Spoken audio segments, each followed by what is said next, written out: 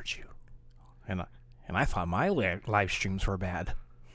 What'd your and drop off? Wow, that just spiked the mic. Whoops. Whoopsies. Haha. This is already starting off silly. We should just start this thing. Okay.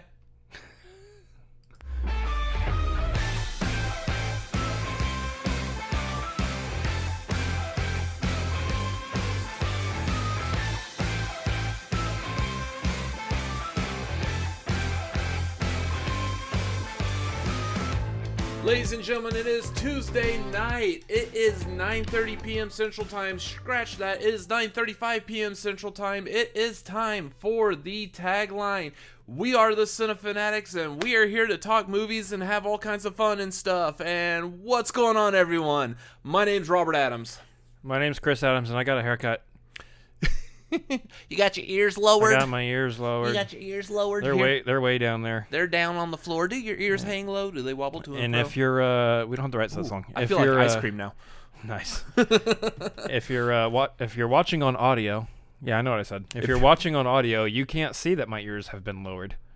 Yeah, but trust. Also, if you're watching on video, you can't see that my ears have been lowered. You just see that I got a haircut. Yeah, okay. Riveting. This is riveting. Fantastic. So welcome to the Haircut Fanatics, where we just love getting haircut. A haircut. Just one haircut. Haircut. Not yeah, all next haircuts. week will be my haircut. Hi, welcome to Dad Joke Hour. I got a haircut. We got to start this off like Which one? More spectacularly. Which one did you get cut? All of them. All of them, Dad. Yeah. All of them. Yeah. Anyways, yeah. I hate you. I want my inheritance. So fantastic evening. We got a lot of stuff we got planned for tonight, so we got to kind of roll into some of this Do we really though? quick. We do. There's a lot of stuff to unpack. So a little bit. Jumping into this, of course, right off the bat, I want to switch the view on this real quick. Oh yeah. There we go. I want to see us live. You should do this side by side. Anyways. So riveting television. Just like any other live stream, if y'all have any questions, please make sure to drop us questions in the chat. You can also drop the questions in the Streamlabs that's right up there above his head. You could also super chat, but we do kind of prefer the Streamlabs because they don't take as much as YouTube does. Feel free to drop in those questions. We're gonna have a lot of fun tonight. Follow the waggling finger. We're gonna be talking about this Mulan news that luckily dropped just before this live stream today, so yeah, that we didn't have enough time to change the thumbnail over. Yeah, and we're gonna be doing something we hope to be doing regularly on this show, where we're doing especially while there's no movie news. Yeah, Cinefancasting. Cinefancasting. So we're gonna be getting to that tonight as well. We'll see how well we do at casting things and whether or not we should quit YouTube and actually become casting directors for movies. That would be kind of interesting as well. Also, ladies and gentlemen, please feel free to hop on our Patreon. It's patreon.com/Cinefanatics. Join the tier levels up there. We've got fun stuff coming up this month. Follow the waggling finger. Maybe some new stuff. I'm not sure yet. We're still trying to plan out some stuff this month because there's going to be a lot to do. A lot to do this month. Those of y'all who have been following us, who are familiar with the Movie Trivia Schmoedown, so much to do. If you're not familiar with the Movie Trivia Schmoedown, it is a movie trivia game show, kind of like wrestling. Good guys, bad guys. There's storylines, but then the movie trivia itself is real. They are starting their singles tournament this month. Yeah, this thing that we said that we weren't going to be talking on this show anymore, this specific show. Mm-hmm. There's a reason for that. It's because we've got another show. So they will be live streaming, or they will be doing their show 4 times a week. So we are going to be live streaming reactions also 4 times a week this month. And because of that, we've also decided to kick things off, kind of like what you were just saying. We've moved off talking about Schmoedown. This program, it's now its own program. It's on another program. It's on another program. It's on another program. You sound like Binging with Babish whenever he's talking about cooking in a saucepan. It's not on this program. It's on another program. It's on another program. It's on another saucepan. So we have decided this is going to be a fully produced live stream reaction analysis show. Fully produced. Fully produced, meaning it's got its own theme song. It's got its own intro. As far as StreamYard lets us do. Yeah, as much as we can. So we've talked about this. We pitched in on the SCN today to kind of announce it. We've also plastered it all over, I guess, Twitter and Instagram today. The official logo for this new show is going to be the Schmoedown replay. The logo is the Schmoedown replay. The name of the show is these arrows that you see right here. No, if you want to see the logo and you're on audio, go click on our video. This is the logo. The name of the show is Schmoedown replay. Yeah, words. Replay. Ooh, a spike in that mic. Well, you know what? You told me to be right on it, so I'm right on it. Well, yeah, okay. So if y'all have been watching any of our live stream Schmoedown reactions so far, that's pretty much the direction that the Schmoedown replay is going to be going. We're planning on getting guests that are going to be reacting with us. These guests may or may not have like some connection to the match that we're watching, but if they don't have a direct connection to the match, they do have a connection to the Schmoedown in some shape or form. The idea is that while we're watching and reacting and playing along, we could pause the video and get like some insight, or we can talk about it. So we're not necessarily beholden to the individuals who are in the match. We might, in some cases, say we're watching an Inner Geekdom match and we want someone who's not in Inner Geekdom reacting with us. In the case of if you saw, we've already been working this out a little bit with some guests doing live streams, been testing out the idea, and we're diving fully into it. But one of the last ones we just did was with Adam Witt from the dungeon. He joined us on the Inner Geekdom finale. Spoilers, that wasn't Smets who was with us. It happens. He's busy working on his title match. But anyway, we had Adam Witt. Adam Witt's not in Inner Geekdom. He's kind of somewhat in.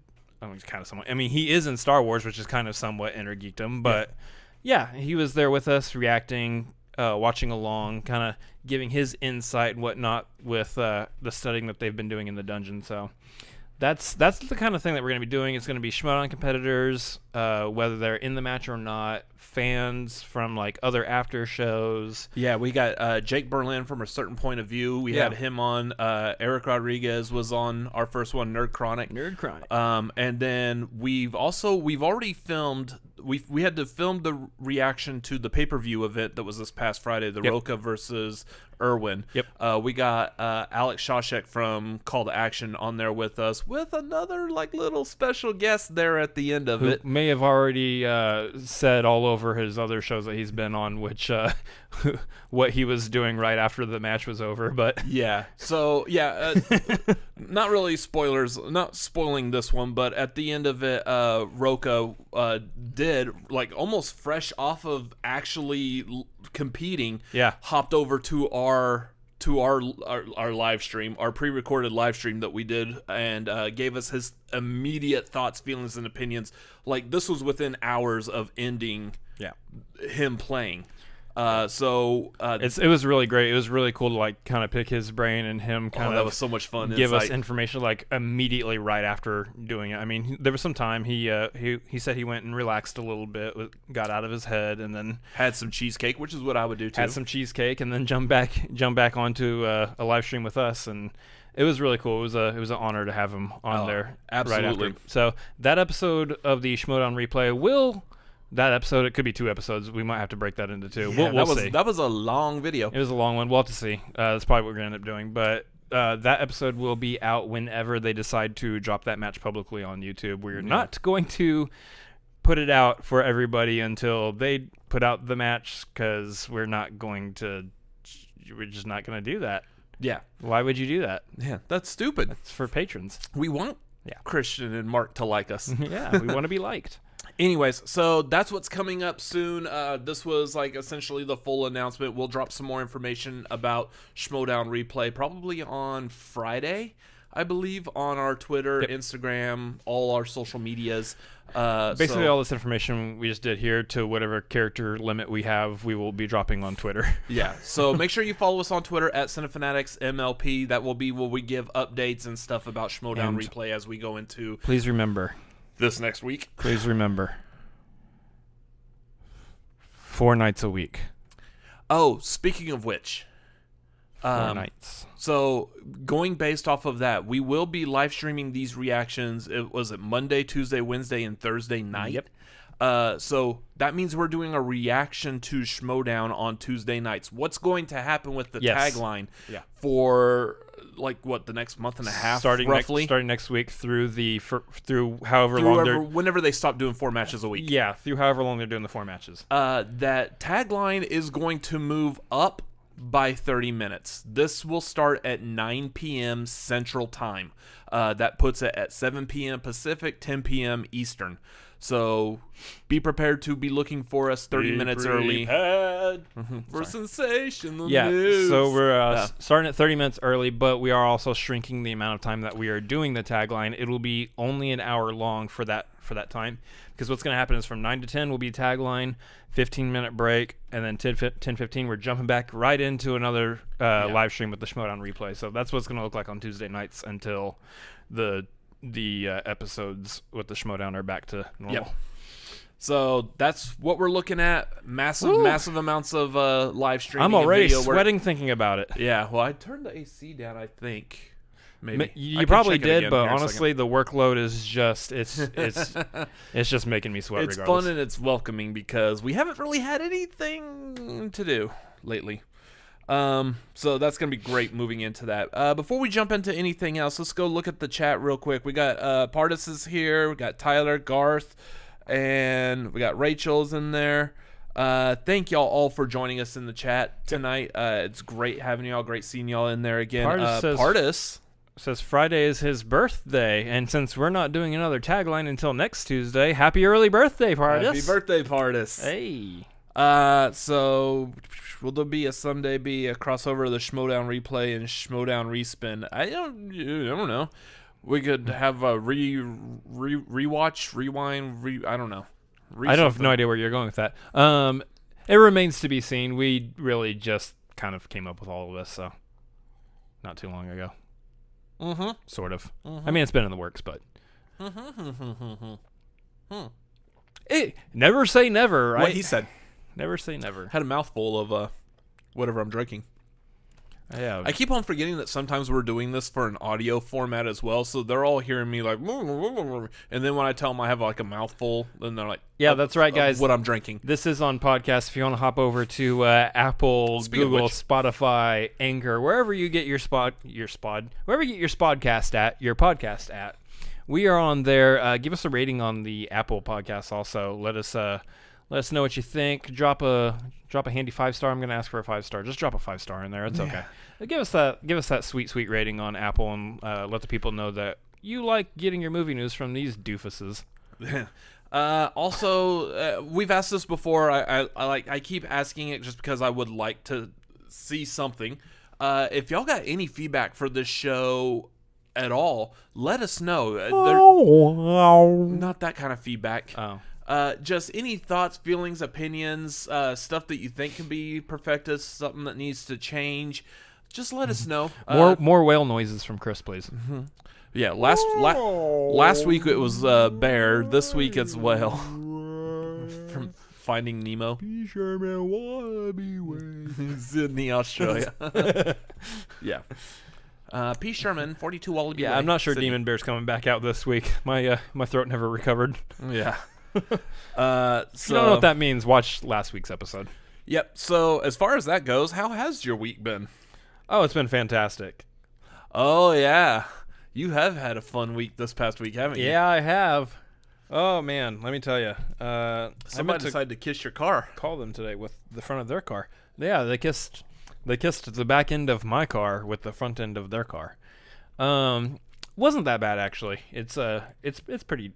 It's gonna be a solid amount to repair, price-wise, but luckily their insurance is taking care of it, so I gotta reach back out to them and actually figure all that out. But anyway, yeah, just a little bump at a light. Speaking of which, did you finish watching Ford versus Ferrari? Oh yeah, I definitely did. Oh, okay. That movie featured some major bumps. Yeah, just a few. Yeah. So glad you're okay. Nothing.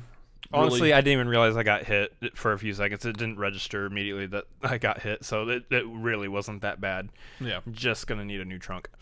I'd say my week has been pretty decent. The only thing I had was apparently there was like some kind of issue where I guess someone for some reason was trying to pose as me over on Video Drew's thing this past Sunday. That was a little weird because I click over it and there's this weird hideous creature that's like looking like you, and then there's a person that's like me with like I guess makeup on his face. Forget you.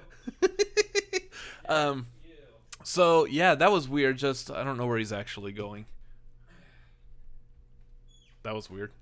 I would need an excuse to get up because I forgot I left this stream on my computer in my room and I could hear us talking in my room. Oh, yeah, that's creepy. I need an excuse to go mute that. Oh, okay. And your stupid insult gave me what I needed. Yeah. So I'm feeling the energy tonight. Let me tell you. there was some weirdness going on over on Video Drew's Live in the Dark. Live in the dark. Live in the dark. It Live was in the live. It was live and living. Something was living in the dark. I'm living over there. live in the dark. With Winston and Lon. I don't know what was going on because I definitely, while that was going, I went over to your room to check on you, and you were fast asleep. Yeah. So I don't know. I guess you woke up for a little bit just to check on it and kind of freaked you out because it was your room. Yeah, I have no memory of this. Yeah, you were asleep. I don't know what was happening there. Much like Eternal Sunshine of the Spotless Mind, I have no memory of this ever happening or taking place. So, anyways, so if y'all want to see whatever weirdness that was that supposedly happened to us, to me, to someone in this household, go over check out Video Drew's YouTube channel. It was the Live in the Dark this past Sunday. You might need to get some holy water and just start sprinkling it over your room or something. I'm gonna need an old priest and a young priest or some kind of priest. I don't know. Moving on. That was a reference. Yeah. Anyways, that's what happened with me this week. That was kind of strange. Movies watched. I really didn't watch anything new. And we're not watching anything ever again because we're going to be live streaming. Actually, I am interested. I believe this Thursday, is it Netflix? I believe it's Netflix is releasing that American Pickle movie. No, that's HBO Max. Is that HBO Max? It's one of the ones that we can get to. It's the Seth Rogen. That Seth Rogen got pickled. So I saw the early reviews for this already, and some people are like, it's a clever idea, but and I'm like, this sounds fantastic. It's Seth Rogen got pickled. Essentially, yeah, it's a pickled Seth Rogen. It's a pickled Seth Rogen. If y'all haven't seen the trailer for this, go watch that. Thank you for stepping away from the microphone on that. Yeah, you got me like worried. Now I'm gonna like blow people's eardrums out. Yeah. That movie looks fantastic, so I'm eager to see that. So I'm gonna try to squeeze it in sometime. Pickles. I'm gonna try to squeeze it in sometime, like by this weekend or so. Yeah, I'd like to squeeze it in too. Should be okay. Because you didn't know it was coming out, and I showed you the trailer to that, and you were like, "Okay, yeah, okay, yeah, I want to see this. This looks kind of funny. This looks delightful." So I'm eager for that one. But yeah, haven't watched anything new. You said you didn't watch anything new either. I don't think so. Yeah. So, yep, that's what we're doing so far. The Cinefanatics really aren't that fanatical about cinema because they never watch anything new. Well, we do, but... We do. We're just not going to for like the next month and a half. There's time periods where it's like off and on, like, is there actually anything? And then sometimes do we have time? Sometimes you're just in the mood to get comfortable and watch something you really enjoy. Yeah. Yeah, we can all hear you pouring your drink. Yeah. It sounds very awkward. Anyway, I'll do it down here instead. Yes. So, Partis brings that up. Harley Quinn show is also now on HBO Max, but you've been watching that. Yeah. I saw a couple of episodes before. When it was still over, like on the DC universe, I had small amount of access to that. Yep. So I watched a couple episodes. I thought it was funny. I thought it was clever what they did with it. Now I'm actually able to finish it, and I've actually been spending some time while working on graphics and stuff, like the Schmoedown replay logo. I've been like listening to people live stream, and I've also been watching that. It looks so ridiculous. Like I've seen a little bit of it myself, and it's a hard sell. Like for me, the sell on it is, hey, you like these characters? Yeah, they cuss now. Yeah. And I'm like, okay. That's the selling point is they cuss now? Cool. Well, so the actual selling point I would say with it is that because it is geared more for a mature audience, you have a lot more, like the beginning of this show, the season hinges on Harley is finally breaking up with the Joker. We're in a position Like the where movie. yeah, but it's diving more deeply into this. That like if this was a cartoon for kids, they would probably not be like following all the adult connections and the stuff that they make. They're showing the real emotional depth of like how abusive that I was relationship, gonna how say, toxic. do that they go into relationship is. like the fact that Joker was very, very abusive? Yeah, extremely. Like it's almost every opportunity Joker has to throw Harley under a bus, both figuratively and literally. I still love. he does. I still love all the memes on the internet where people like put up Joker and Harley Quinn. They're like relationship goals, and I'm like, no, Nope. no, not Anyways, at all. so that's the main reason why they've adulted this Batman. Adultified. Yeah. But yeah, then one of the other benefits is they can also do like over the top violence, and they can cuss. The problem I personally have with it, liking the format and everything, I'm not used to hearing like them cuss that much. It's weird, like Joker and Harley and everyone just dropping like F-bombs like crazy. And I have nothing against like really cussing. I mean, heaven knows I do it myself, just not on a live stream, but like just so much, like constantly. I was like, That and that's what I'm talking about, because like I look at that show and like over the top violence, cussing. It's all of it. It just seems like the selling point is, hey, these cartoon characters that you love are doing all these bad things now. These bad things. Woo! And then it might be clever. It might be fun. I really honestly I don't think I've fully watched a single episode all the way through. Mm-hmm. So I might actually watch it at some point. It's just silly. So I say that full well. One of my favorite things I also do, and my coworkers will attest to this if they're ever on a live stream, which they probably won't be. They will never be. Is that one of the things I like is like doing impressions of like classic cartoon characters, mainly just so I could get them to cuss and say mainly just Marvin the Martian. Well, no, there's other ones too, but yeah, like I could do Marvin the Martian and have him say all kinds of off-the-wall things that you never heard him say in those cartoons. And again, I'm hyping this up, and I still can't do it on this live stream either. But Malcolm, did you just watch that trailer because we were talking about it, or did you like just watch it before the show? Yeah. That Earthling took my P-32 modulator. The Earthling took my pee. After him, stop that Earthling. Anyway, so stuff like that. Or then there's my Ohana means family. Ohana means nobody gets left behind. Punch buddy! yeah. It's good. Yeah. Which, if you think about it, those are all relatively the same voice. They're all kind of nearly located in the same place. Why are there so And many you got songs about rainbows? Ebert. Ebert. Yeah, anyway, all this stupid. Yeah, I could sit here and just do cartoon voices the whole time. But Aye! What? Demon Bear. Demon Bear, go away. You're not needed this week. Anyway, so yeah, that's a lot of fun that you just sit there and do like cartoon voices, just make them say curse words or innuendos or something like that, just for funsies. Someday we'll get a Cinefanatic bot and people can give us $20 to do these impressions. Yeah, that sounds familiar. Who's done that before? I don't Anyways, know. Nice idea. Anyways, Pardis says, "Whoa, that was really good, Robert. Thank you, Pardis." I've been doing some of these voices like my whole life too, so you're good at Christopher Walken. My Christopher Walken sounds like John Travolta. That's Andy. Hey, I can't quite do it on cue. Sometimes it's crazy that it doesn't necessarily come out right. Phrasing. It's nuts. Anyways, so that's a little insight of like stuff that we could potentially work on a little bit more. And Feel free to Streamlab $20 to get me to do Christopher Walken again. yeah. So let's move on to some movie news. So I don't think I really have this in any real kind of order. Real Order of movie news. REEL. I feel like someone else already does something involving real. In a world where these two doofuses are giving you movie news. One man. Two men. Two men. Two mics. Sorry, I can't count. A few stories. Yeah. So Netflix has announced this past week that they're going to be, I guess, adding a feature where you can either watch it, a movie or TV show, whatever, you can stream either faster or slower than you typically can. So, question on this right off the bat. The heck do you need to watch a movie slower for? Let's put on the Lord of the Rings extended cuts. Well, Let's spend all day watching the first half of Fellowship of the Ring. yeah. I would actually give you a really good example of that. That movie Uncut Gems. Yeah, I'd probably want to put that on slower at some point. Okay, that is a very good point. Just to try to relieve some of the anxiety that you get watching. The anxiety, trying to catch on what they're all saying, because you've got like 20 people all in one little room, all talking at once, all thinking that they're the most important person that should be talking, and everyone else should be shutting up and listening to them, but they don't, and they keep talking anyways, and it's just a giant Shut up. cluster F. Yeah, they need to.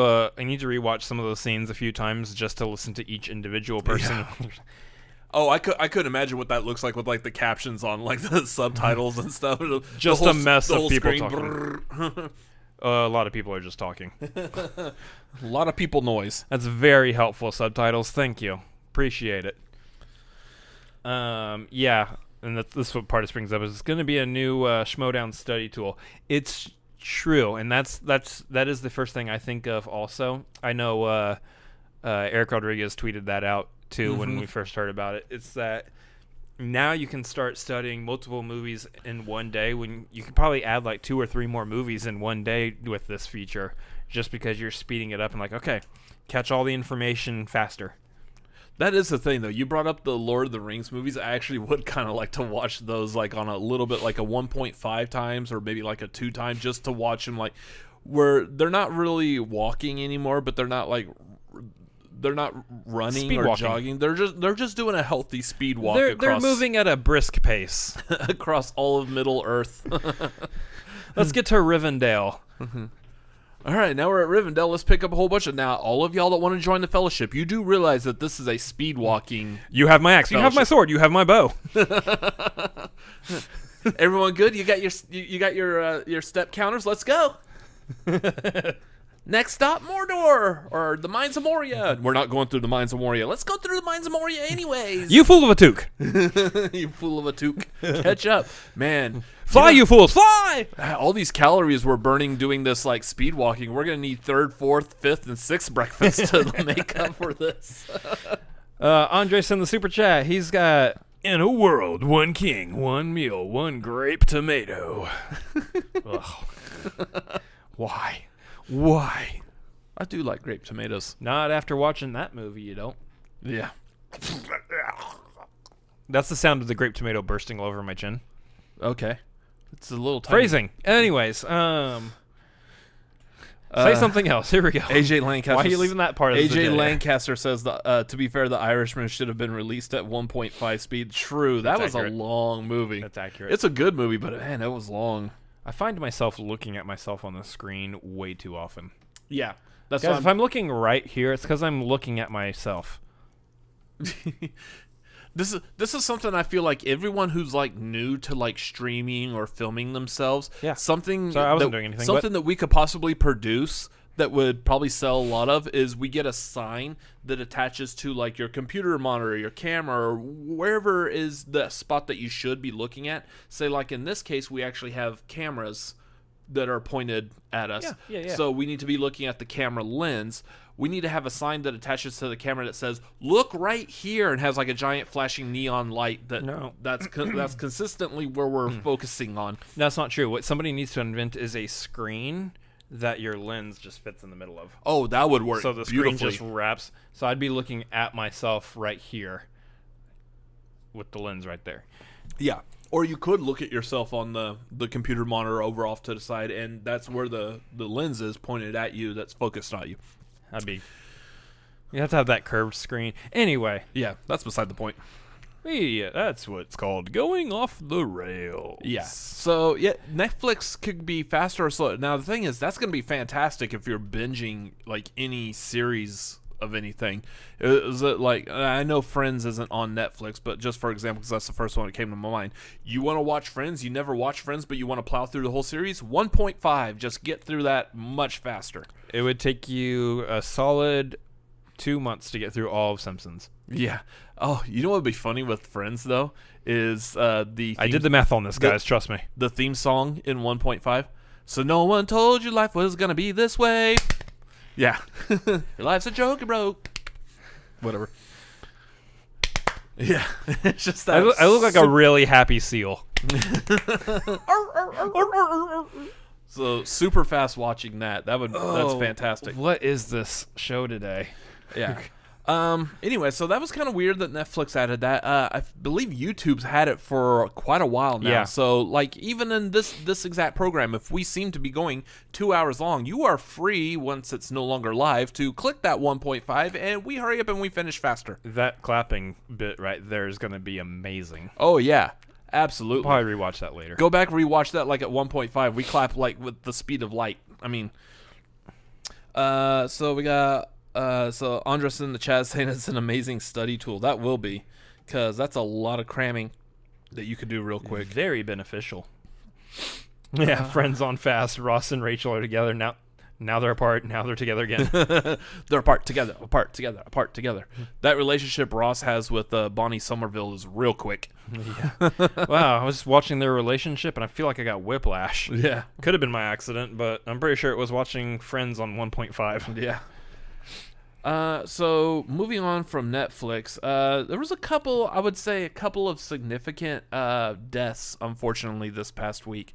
This past week we lost the actor Wilfred Brimley, which, here's the thing, Wilfred Brimley, known for a lot of movies like Cocoon, The Thing, And Liberty Mutual commercials. and there's also his Quaker Oats oatmeal and the Liberty Mutual. The Liberty Mutual one, I think, is the one that like most everyone Knows. can easily associate him with Because everybody watched Price is Right when they were sick at home as a child. Yeah. So get your diabetes testing supplies. Call Liberty Mutual. Call Liberty. Yeah. So it's sad seeing him pass away.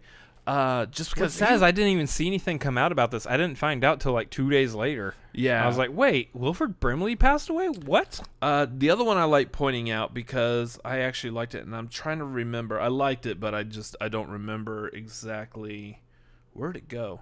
He was back in the 80s. They did there it is. They did 2 Ewoks movies. Ewoks movies? Yeah, there was Caravan of Courage and Battle for Endor. So he was in Battle for Endor. Mm-hmm. That was where, for some reason, it was really funny. The Ewoks from Return of the Jedi, because where else do Ewoks come from? Is Wilfred Brimley canon?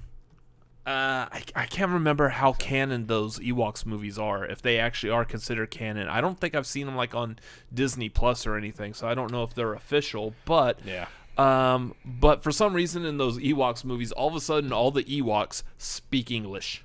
They didn't speak English in Return of the Jedi, but they do in these 2 movies. Yeah, they all would do that. But yeah, no, this one specifically, Battle for Endor, they befriend a little girl named Sindel.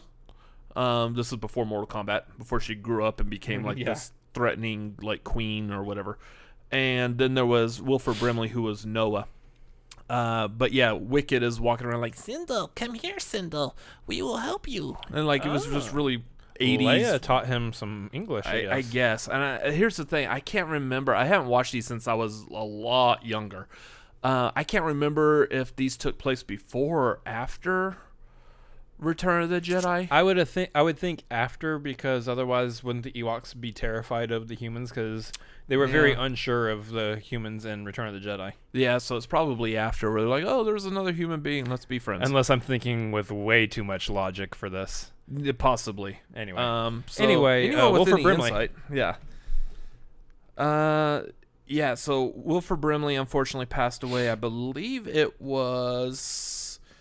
I originally thought it was because of something involving diabetes. Complications with his diabetes. No, it's like I guess a kidney condition. Oh. It might have been a mixture of all of that. Just his age. He passed away at 85. So, anyways, that's crazy because I thought he was actually older than that by now. Yeah, I thought so too. It's just we've seen him for so long. Again, like he already looked like he was hitting that kind of age back in the 80s, back in the Ewoks and the Thing. When he was in his 40s. Yeah, pretty much, yeah. He had a hard life, apparently. Oof. Anyway. The other one that passed away was Sir Alan Parker, famous director. Alan.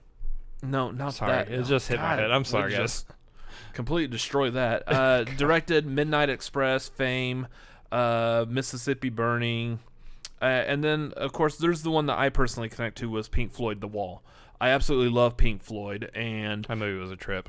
it is. Literally. It absolutely is. And I remember when I was younger, I saw it, and before I was a fan of Pink Floyd, I saw that, and I was like, this is way too weird. What is going on here? I am way too sober for this. Yeah. And then after becoming a Pink Floyd fan and knowing what The Wall is about, go back and watch that movie. And it's great that they put like the visuals to basically the story of that album. And I think it was done very well. But that's the one I personally connect with as far as Alan Parker's director work. He also did Evita, which here's the thing, I'm like a fan of the Evita musical.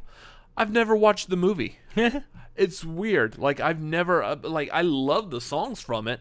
I remember growing up, I used to rock like the Madonna songs, like singing that all the time, Like a Don't hurricane. Cry for me, Oh. Argentina.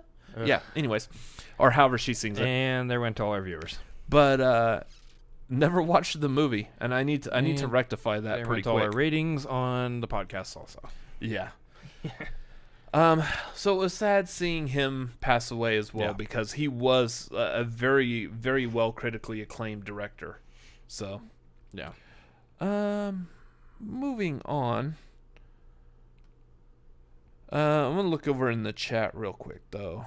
Yeah, there's a lot of memories of He was Wilfred the only Brimley. person to swear in a Star Wars movie. I don't remember that, but I mean, I guess I'll have to go back and see like what word he said, or I know that they like there was like a couple like dams and hells dropped in Yeah. the Star Wars movies, but that's about it. Yeah. Yeah, the Cocoon. Garth is saying, I followed the Brimley Cocoon line on Twitter. They tweet every time a celebrity is as old as Brimley was in Cocoon. Yeah. Yep. Ba-do-ba-do-ba-do. Nub dub. Yub The nub, Yub Nub song ba-do-ba-do-ba-do. is a treasure. It absolutely is. Like And I sorry. hate the fact that they changed that song at the I'm end of the actually special okay with it. editions. Hot- The rallies in the Wall movie look like Trump rallies. I mean, here's political opinions aside. Hey, that sounds great. Cool. It was meant to Awesome. look. It was meant to look like a Nazi rally. That was the idea behind those rallies in that movie. All right, welcome to the Cinefanatics Political Hour. The people listening to the audio podcast will wreck their cars at Robert singing. Why was it that good? And they're just in awe. And they're like, "There's no reason to continue on." Garth, we'll never that's hear not anything funny. That's not funny. I got into a car accident. I'm feeling the I'm just kidding. It wasn't that bad. better. Malcolm says there's a clip going around. I will try to find it and tweet it out to you. Is this a clip of a random Trump rally with No, him cussing in the Star Wars movies. Oh, okay. I was thinking it was a clip of like a Trump rally. Stop with, talking like, about Trump rallies. with all the Pink Floyd Wall rally audience in there. Speaking of Trump, I was watching Fresh Prince of Bel-Air, and there's an episode. Oh, yeah. I was going to tell you about this. There's an episode where the Banks family is thinking about selling their house to a major buyer. Yeah. And you don't realize until the end of the episode that buyer is Donald Trump, and with whatever wife he had at that time, wasn't Melania. Anyway, Ashley Banks doesn't want them to sell the house because she loves all her memories and everything in that house. Mm-hmm. Well, Trump comes in, and before he can tell him that he actually meant the house next door, she runs up to him and she's like, I hope you're happy. You're ruining my life. This is awful. I hate you. And she runs off, and Trump's wife at the time is like, what did you do? He's like, I don't know. Everyone's always blaming me for everything. And I was like, who?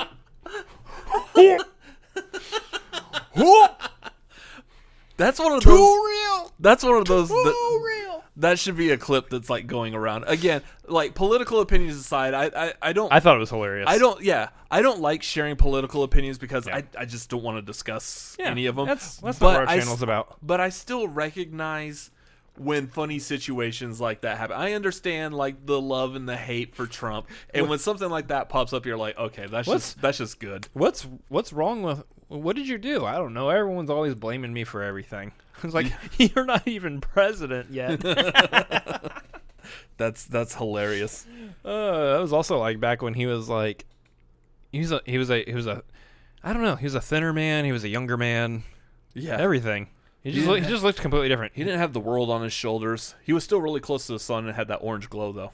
Yeah, kind of, I guess. Anyway, enough about that. So moving on, it was announced. Patty Jenkins, it wasn't announced. Patty Jenkins was saying that she had plans already in She's got plans for World War III. World War. I know. So I have the show notes here, and I just put WW3 just to kind of shorten it and get to the point. And every time I've read it, I kept like, "Oh, Patty Jenkins is planning World War III. It's fantastic." Wasn't Wonder Woman in World War I? She was in World War I, crossing no man's land. Yeah. So the second one is in '84. So they could be going into World War III at this point. Yeah. But no, she's actually planning out Wonder Woman 3. Yeah. Or whatever they decide to call this one, since the second one's technically Wonder Woman 84, which is going to confuse the heck out of people because they're going to be like, okay, we have Wonder Woman, now we got Wonder Woman 84. Oh, yeah. What happened to Wonder Woman 2 through 83? It's like the Xbox Plus One. Yeah. Xbox One. Well, it was Xbox and Xbox 360 and then Xbox One. Like, Yeah. You missed some numbers. Yeah. Hey, that's not how math works. No. Yeah, but it's essentially. What we're looking at here. All the operating systems have jumped the number 9. They went from like their 8 to 10. 9. Yeah. So we're talking about Wonder Woman 3 right now, and in a normal world that didn't sustain a pandemic, we would have seen Wonder Woman 84. However, I don't. Yes, we would have. Was that supposed to come out in July? It would have come out already. I thought it was slated originally for August. Nope. Okay. It moved to August. And before we would have seen it pretty much everything by now. Yeah, we would have pretty much. Almost. No, we would have seen Wonder Woman 84 by now, and so these talks about a Wonder Woman 3 would be a little more palatable. Mm-hmm. Just because we would already know kind of the direction they might want to head based on however they end Wonder Woman 84. I don't know. I haven't seen it yet. I would like it if Patty Jenkins started off like, okay, so hear me out. At the beginning of Wonder Woman 3, Wonder Woman's completely distraught over having to kill her best friend who turned into Cheetah. So she's completely upset about that. Like, wait, what? She killed Cheetah? Wait, hold on. What? Oh, that's right. You guys haven't seen 84 yet. Yeah. Oh, jeez. Oh, I'm so sorry. So anyway, she kills Cheetah. Dang it, Patty Jenkins! We loved you too. You think that's bad? You haven't seen my movie yet either. And that thing's been in production since. Well, I was a demon cub. Demon cub. Anyway.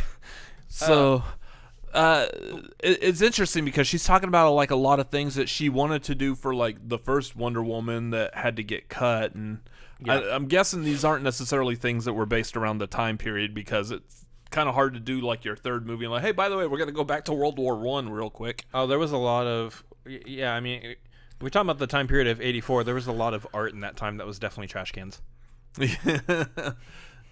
Yeah, all the Andy Warhol, everything. That was actually more 70s, I believe, 60s, 70s, but I mean, otherwise. So that's the thing. Like, I'm still like really eagerly anticipating Wonder Woman 84. Mm-hmm. And of course, like at the end of the day, regardless of whether we've seen this movie or not, you see movies, you see TV shows all the time are talking about, oh, we've already signed on for another movie. We've already signed on for the next season, and us, the general audiences, haven't seen the movie that's supposed to come before that one yet, or the season of the show. Like, they're already talking about doing a season 3 of The Mandalorian when season 2 hasn't even had a trailer that's dropped yet. It's coming soon, though. I like when they do that, though, because, I mean, essentially, if you look at it from a marketing standpoint, that marketing is the hype of it. Hey, we're already working on Mandalorian season 3. You're like, ooh, that must mean that Mandalorian season 2 is fantastic. The other one is like that Amazon Prime series, The Boys. Mm-hmm. They've been they just released, I think, the final trailer for season 2. They've already started talking about season 3. And if y'all aren't watching The Boys, that was a fantastic show. Sure. Yeah. I'm not watching it. A lot of violence in language, though. It's not for kids. It's Ucky, guys. Yeah. It was an Ucky show. Ucky. Anyways, so I think that by announcing that, you're basically making a marketing statement like, hey, we are so confident in the second Wonder Woman movie. We'll go ahead and tell you we're already working on Wonder Woman 3. We are beyond Wonder Woman 2. We very much believe that you will like this movie. So just so you know, be prepared to like it because there's another one coming. Now, it's funny you don't apply this to like movies from like back in the day. Like, could you imagine what would happen? And this may have happened. I might have just been young and I really wasn't in the movie, like had my ear to the ground on movie news at the time. But could you imagine, like, say when Batman and Robin was about to come out, they said, "Oh, hey, by the way, Joel Schumacher's already working on," I believe it was like Batman Triumphant or something like that is what it was supposed to be called. He's already working on the next one, so great confidence in Batman and Robin. You're like, cool, this is going to be a good movie. Ooh. Why does the costume have nipples on it? Huh. Yeah, so except nowadays we automatically assume a lot of these big tentpole movies are just going to have trilogies. Hey, like, I automatically assumed when Wonder Woman came out, we were going to get a sequel, and we were going to get a third one. Like, that's just how movies work nowadays. Now studios are just jumping the gun and going, yeah, that's what we're doing. Yeah. You're right. Couldn't put it past you, could we? Yeah. Yeah, we got several of these planned. Go for it. So, I'm interested to see, like, what she, like, I don't know if she actually went into, like, detail as to what she wants to do with Wonder Woman 3, but... Garth brings up the very valid point. Tom Cruise's The Mummy will kick off a new Universal Monsters universe of movies, and... Oh, wait. It was bad. Yeah. It was so bad, I still haven't even seen it yet. Same. Yeah. Here's the thing. There comes a point right now, like, where, let's be honest, our channel is still small. Mm-hmm. It is still small. We've been doing it for a few years, but it's still tiny. We're still in the position right now where we don't have to see movies that are bad. By the way, y'all subscribe and make our channel bigger. Yeah. Anyway, we don't have to see movies that are bad. So, hey, that Mummy movie is getting just horrible. It's being torn apart. It's just not. It's icky. Okay, cool. We're not going to spend money on it. That being said, why did we see cats? I don't know. So that brings us to another, like, a small tidbit of news that I absolutely really love. Tidbit. Is that they said that Andrew Lloyd Webber, the one who created the musical Cats, absolutely hates the movie. I'm like, that's fantastic. He thought it was ridiculous. Yeah, that's fantastic. When Andrew Lloyd Webber's like, no, y'all did a terrible job at my musical. Look, whatever. God bless them for trying something different, I guess. But, oof. It was Tom Hooper. He's been a fantastic director. Les Mis was a decent movie. Still don't like Russell Crowe as a singer, but anyways, besides that, it was a good movie. Yeah. King's Speech won Best Picture, I believe. So Hollywood works off of one of these 3 for us, 1 for you basis, and the 1 for him. Oof. Probably don't give Tom Hooper a 1 for him ever again. Yeah. Let's continue to. Garth is asking, did you guys see Bloodshot 2? Yes, that actually was the last movie we've seen in a movie theater. As of right now, if the world was to end officially, that is the last movie that we have ever placed our butts in a movie theater seat and watched. The more and more I think about it, the worse that movie is getting in my head, which, in all honesty, it wasn't that great when we saw it, but it started out, it's okay.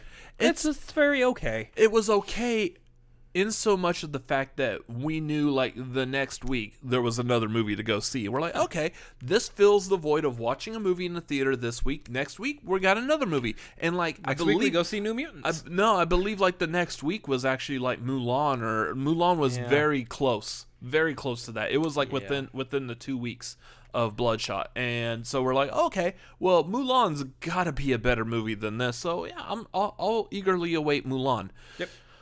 Nope.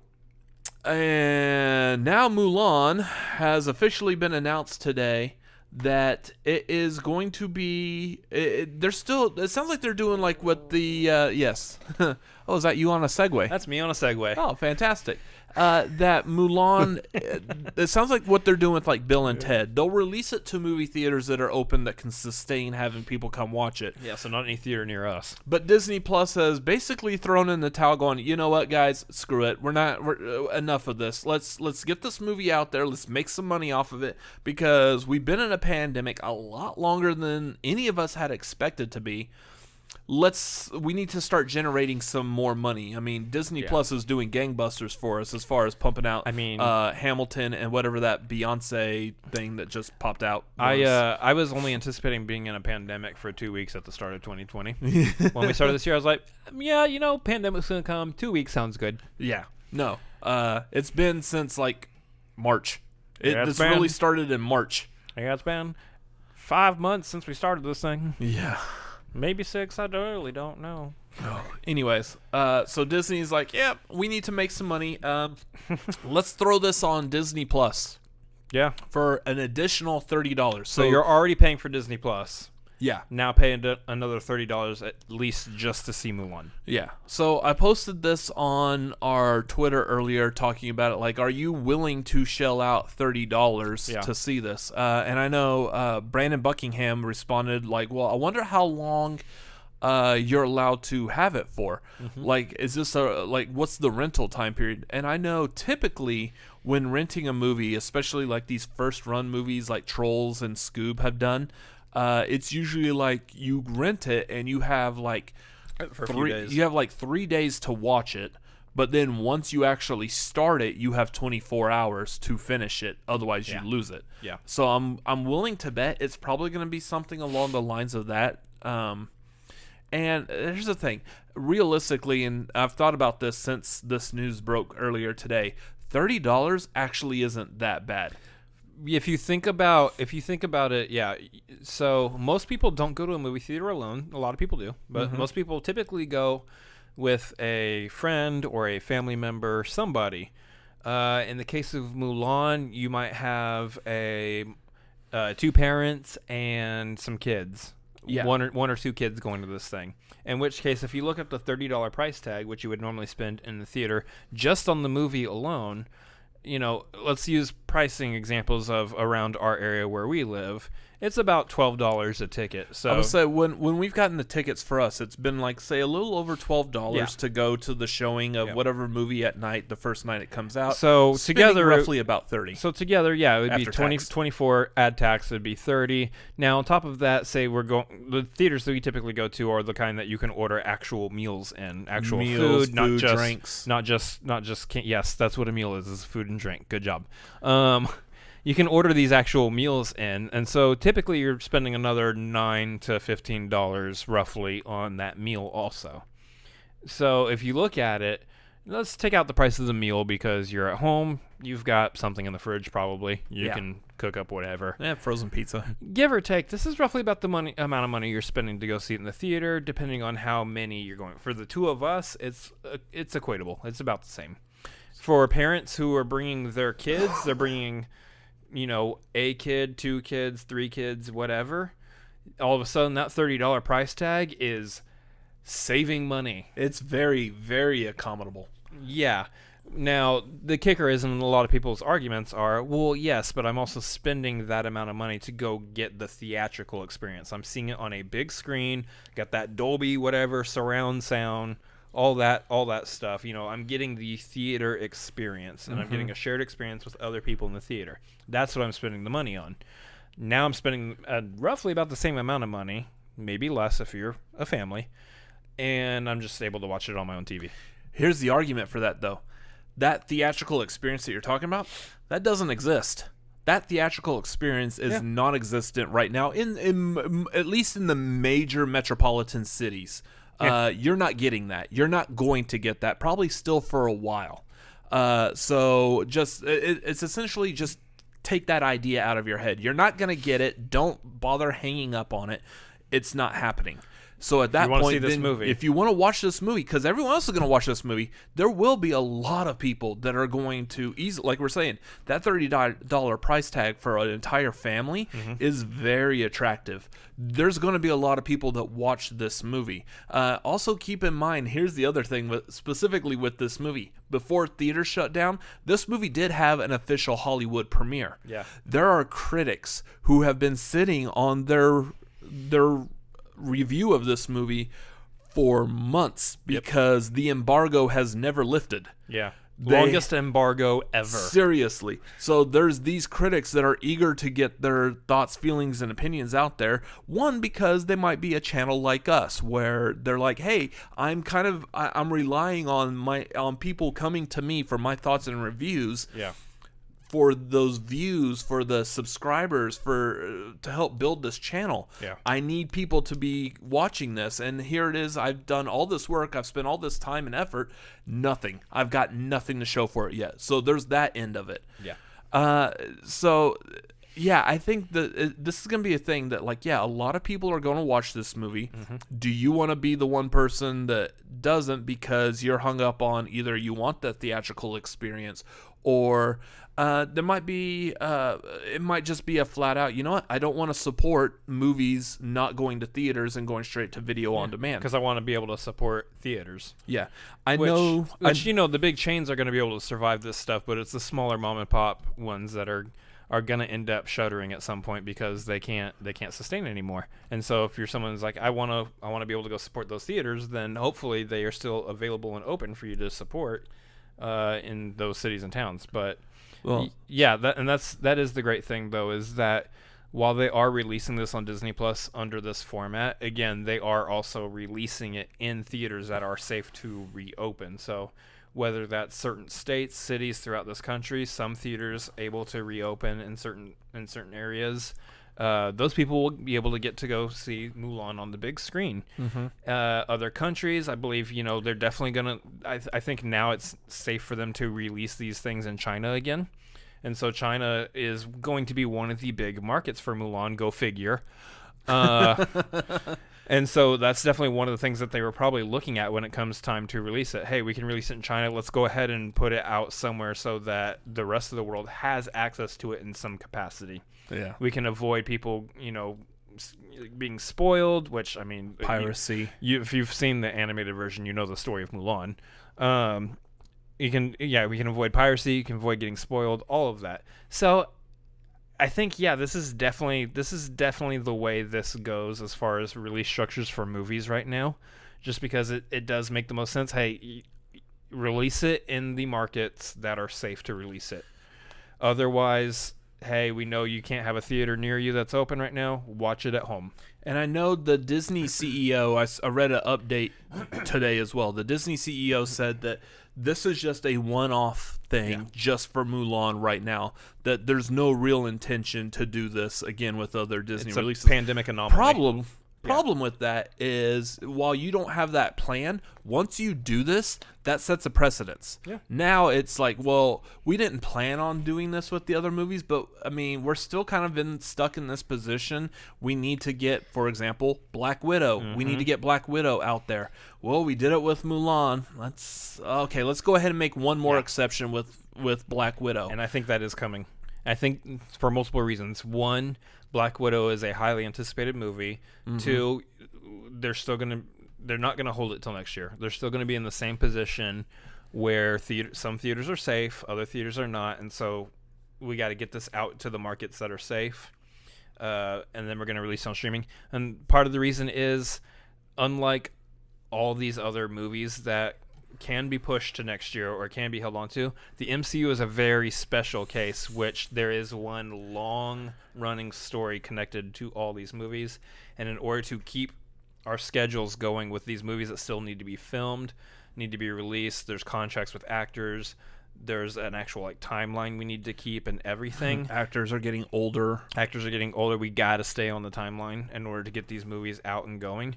We've got to release Black Widow. It's got to be released. And it's beholden to that timeline. I think this, they could afford to push Black Widow back. Like, right now, like, all the MCU movies just took one one step back. Black Widow's coming out when Eternals was supposed to, and Eternals is coming out when Shang-Chi's supposed to, and so on and so forth. I think they could do that once, but this is it. Black Widow has to come out at that time, otherwise it's going to completely screw up the entire rest of the MCU. I think they are in a position where now that some theaters are opening, Black Widow will come out this year. Yeah. It's not going to be held till next year. It is probably going to have that staggering release along with the streaming release. The other issue with this is a lot of movie theaters. This is going to go back to AMC's problem with the Trolls World Tour. Is a lot of movie theaters were counting on Mulan to be one of the flagship movies that was going to bring people back. Yep. Again, we've talked about this before. There's like a trinity of getting movie theaters open: studios, theaters, and people. If the studio releases Mulan and the theaters are open, then you're counting on the people to actually come back. To feel safe, to be able to go out and go to the theater. So there's some people that no matter what movie you release, it could be Avengers Endgame. Nope, absolutely not. We're not going to the theater. No way. We're not risking it. We're not risking it for any movie. Yeah. That's fine. You're not going to get those people. But Mulan was the type of movie that everyone's like, oh my gosh, this looks like, kind of like, who said it over here? Was it Garth that said it? Because the Disney live actions have been just okay they're all right. Yeah. Garth is saying that he's hoping Mulan will be the first one he likes. That's the thing. Mulan looks fantastic. Yeah. This looks like it's going to be really good. And there's a lot of people with that same mentality that I'm hoping this is going to be the first live action Disney that is just knocks it out of the park, is fantastic. Yeah. And it has that potential. It really has that potential right now. And if they're doing this, again, you're back to the AMC thing, is movie theaters are like, but we were counting on people coming to the theater to see this big, huge blockbuster that was essentially going to be one of the ones that kind of kicks off the summer movie season at the end of March. But that summer movie season keeps getting earlier and earlier. But Summer movie season starting in January. right after Christmas. But that was, the movie theaters were waiting for that. Now most of them are not going to get that. Yeah. Is that going to sour the relationship between the movie theater chains and now Disney, much like Universal did with AMC and like Cinemark or Regal or whoever else it was? I think that is one of the big things about this whole pandemic that's actually just really interested me this whole time, is just seeing how does the business move on and survive. Because a lot of people are going, this is the end of theaters. AMC's deal with Universal and the pandemic, this is it. Theaters are done. They're done for. They're not done for. The theatrical experience is not one that I think will ever actually really die. Yeah. There's parts of it that might go away. Like, we might be moving into a period of time where it is paying for a movie. The only movies you're paying for are the big spectacle films, and you're paying like Broadway show prices to go see the big spectacle film. Otherwise, these smaller movies, yeah, maybe someday someone will open a smaller theater and will screen those, but otherwise you're gonna get those at home. Yeah. And that's what happens to theaters. I hope not. I hope we get the opportunity to see any movie we ever want to see, as long as it gets released theatrically, in the theater. Best example personally with that for me was Avatar. Didn't like the movie at all. Gorgeous on the big screen though. Yeah, absolutely. The 3D that they did in that movie, the effects, the way the cinematography is absolutely beautiful. Story of that movie is very okay, but man, was it awesome in 3D. Yeah, because that really kicked off the whole 3D craze at its time, and I remember going and seeing that. You had to see that in 3D. Yeah. And I don't think I've watched that movie since.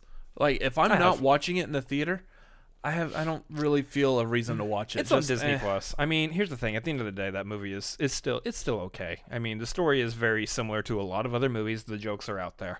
Yeah. But it's itself, it's still okay. It does not leave me horribly excited for Avatar 2, 3, 4, or 5.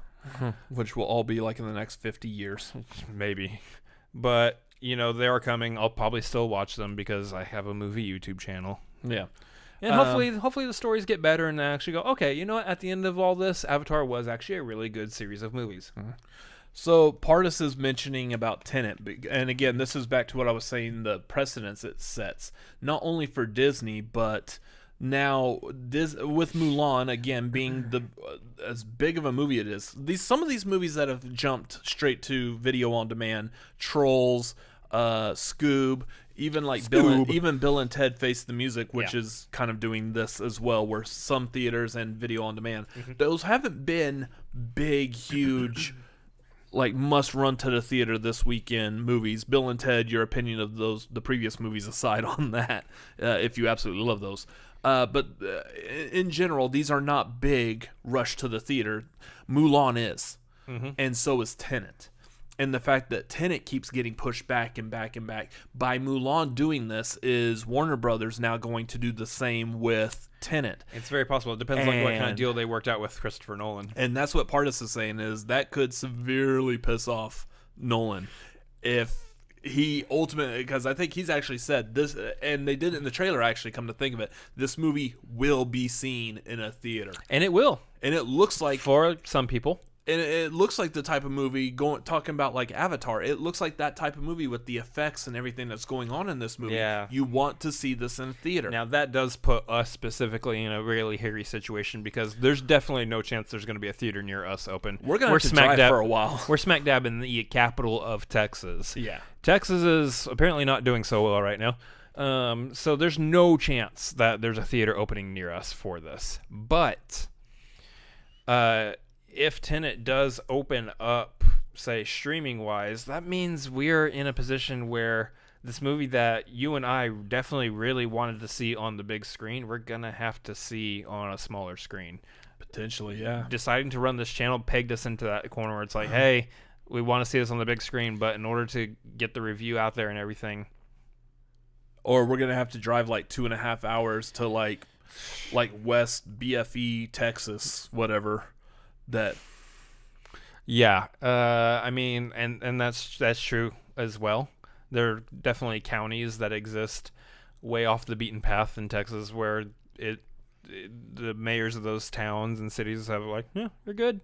There's no problem here. We don't have a virus. Until you start playing these movies everyone wants to see, and everyone's coming from Austin 2.5 hours to your small little Texas town to watch it. We would be in a very small minority that would actually be doing that. Oh, okay. Well, as long as everyone else in Austin doesn't start a movie YouTube channel, I think we're fine. Yeah, pretty much. So it's a really interesting thing.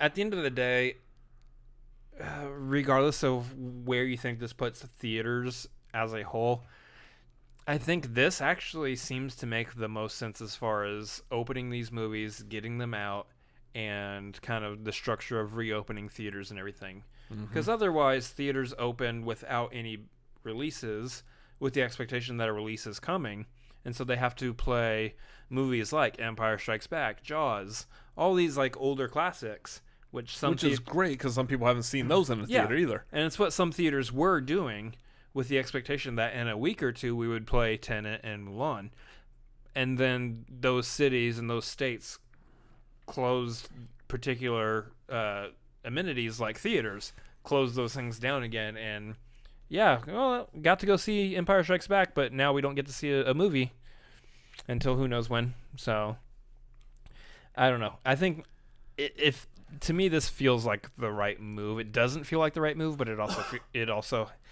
seems like it has to be the right move. Like, you open the theaters that can open, keep the theaters that can't open yet closed. That's how it has to work for right now. Anyways, so we will continue to watch how this goes and see if anyone else is going to follow suit, because I believe other theaters and movies will be following this trend, especially after Mulan comes out and we start to see how the numbers are on that, because I guarantee you it's going to beat the numbers set by Trolls and for sure and Scoob. Because nobody wanted to see Trolls or Scoob. Yeah. I'm just kidding. People did. But well, I mean, it did very well on video on demand. Not Mulan and Tenet numbers. Levels. Yeah. No, these are going to be huge. So that's pretty much it for the movie news tonight. Again, if y'all want to drop any questions, comments, anything, feel free to drop them in the chat. There's also the Streamlabs super chat. Feel free to do all of that. Your support is greatly appreciated. Absolutely. Because again, we're in a pandemic, and I just got into a car accident. So, not to use or abuse that, but I'm just saying. So now I want to jump into something that I feel like this might be something fun that we do periodically, again, especially while there's very little to almost no movie news, is jumping into what we want to call the Cinefancasting. Cinefancast. Here's a logo. I'll create a graphic or something at some point. Nope. Yeah, we don't have one for this yet. I was busy creating a logo for Schmoedown Replay. How did you do that? Yeah, I know. Crazy me. Tonight we were thinking about like what all could stand like a good fan casting right now. Given that they're still working on this Batman movie with Robert Pattinson, and that we have in that movie, I believe we've got Penguin being played by names are slipping right now, and I knew it a second ago. Colin Farrell. Colin Farrell, yeah. So Penguin played by Colin Farrell, Coach. and Paul Dano is playing Riddler. And we've had like a fair amount of Batman villains. I gotta be honest, I forgot Paul Dano was playing Riddler. That's a really good cast. Yeah. We've had a fair amount of like Batman villains already show up in movies, but I want to go through like a good major list of it, and some of these have never been in a movie before. So we'll go through our list. Both of us, we created a list of villains, and then we each worked on our own lists, casting who we think would be appropriate, and kind of like, I guess, briefly why not, why does it work, and what do y'all in the chat think about this? I definitely did not write any whys. Okay, so as we're doing this, y'all in the chat, feel free to also chip in if y'all have any opinions. If you think the casting's good or not, let us know. This is a time for a lot more interaction here. It's an experiment. Let's see how this section of the show goes, because we definitely want to do this with other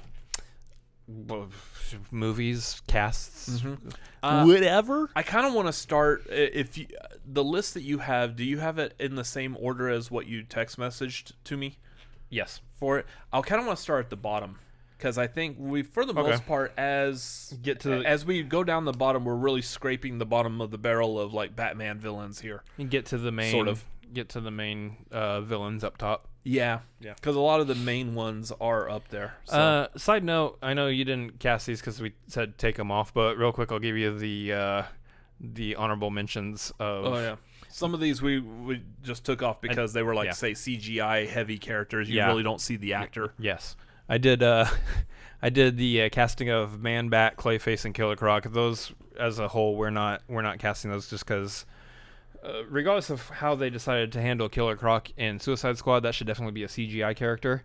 Killer Croc, I casted Omar Sy. If you don't know him, he's from he definitely saw him in Days of Future Past and I believe Jurassic World. I think the first Jurassic World. Yeah, the first Jurassic World. Yeah, he was Bishop in Days of Future Past. Put him as Killer Croc. Clayface, I had as Jean Dujardin from The Artist, and I know he was in Monuments Men and Wolf of Wall Street. He was the Swedish banker that they were stashing the money in Wolf of Wall Street. And then Man Bat I put as Toby Leonard Moore, which, if you remember watching the Daredevil Netflix show, he played Wesley on that. So I feel like that Daredevil Netflix show is going to come back up at some point in this. Apparently for your casting it is. Yeah. Not for mine. Oh, okay. So at the bottom of this list, we got Red Hood, which is kind of not necessarily straight up villain, but kind of like an anti-hero. Side note, if you haven't seen Under the Red Hood, the animated movie, it is on HBO Max now, and it's fantastic. Yeah. This is, for those not officially aware, Red Hood is essentially Jason Todd, who used to be Robin, was supposedly killed like way back in the 80s through a 1-900 number that people reading the comic book could call and decide whether or not they wanted him killed off.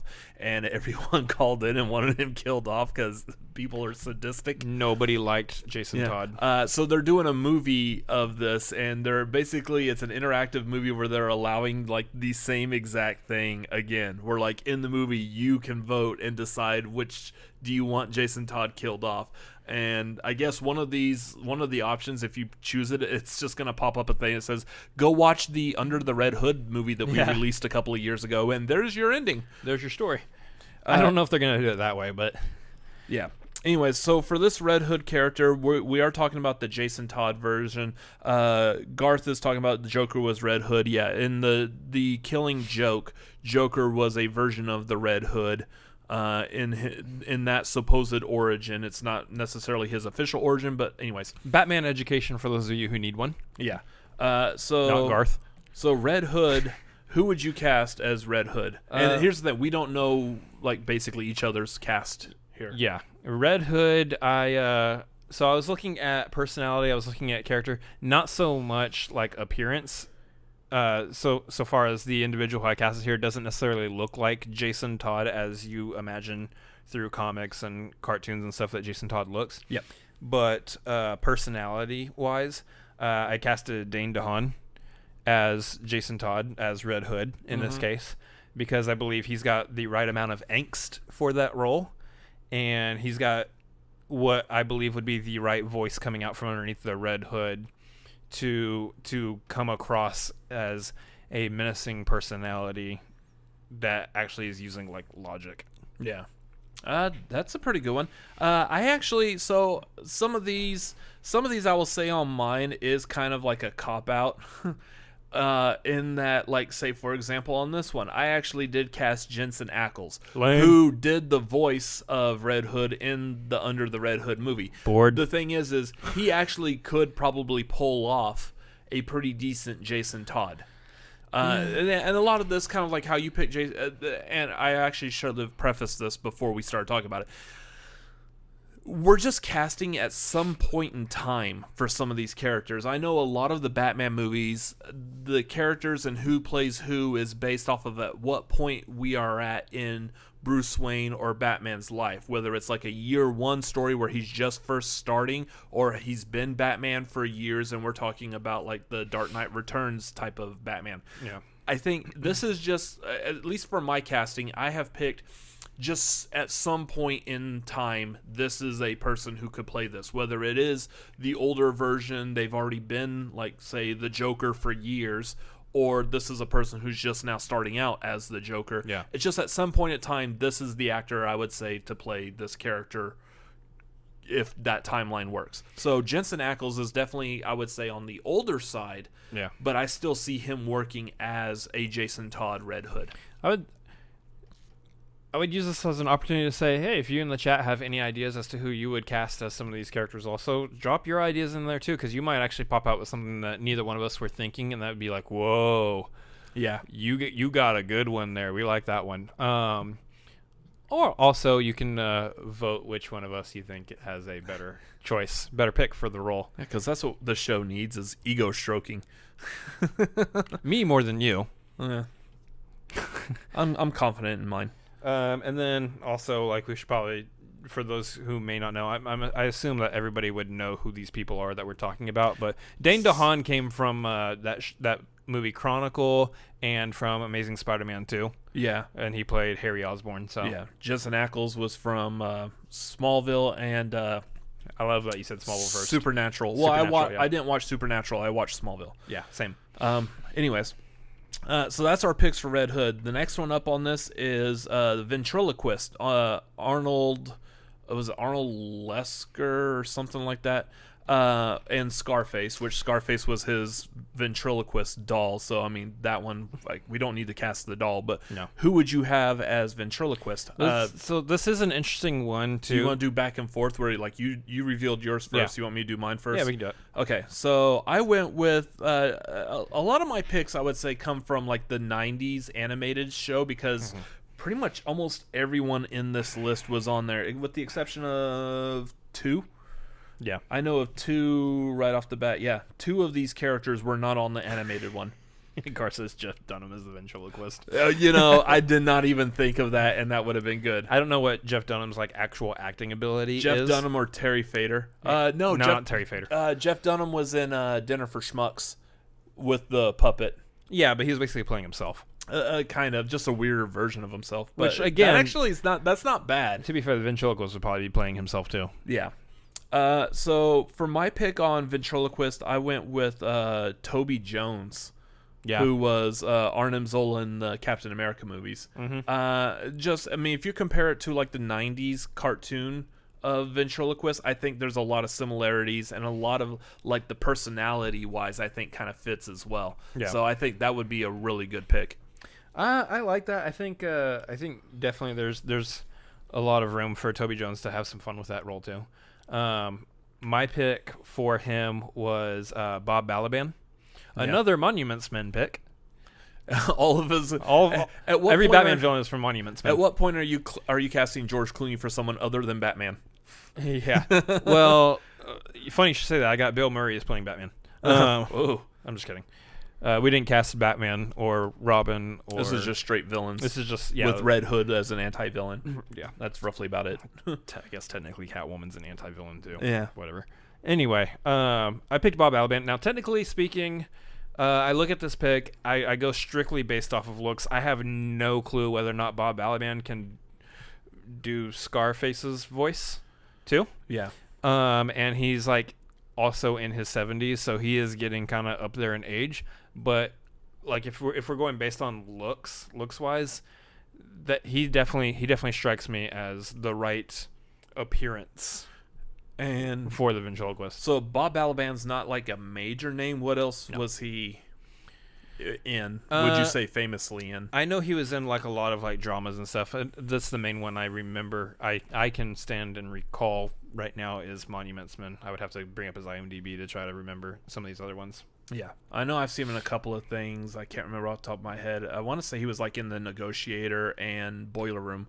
It's possible. I might be confusing him with another actor. He's definitely one of those actors that, yeah, he's not a big name, but he's definitely been around for a while. Yeah.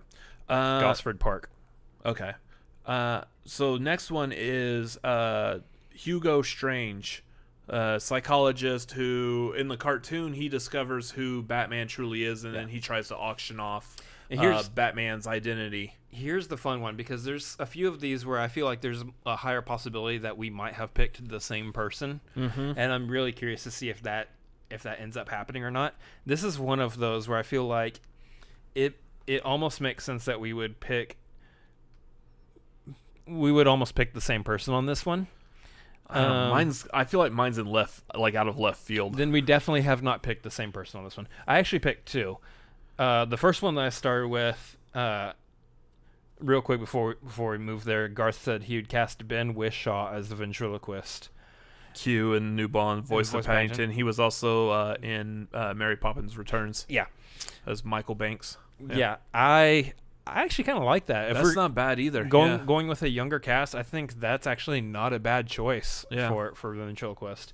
So yeah, he is the voice of Paddington. That's right. Oh.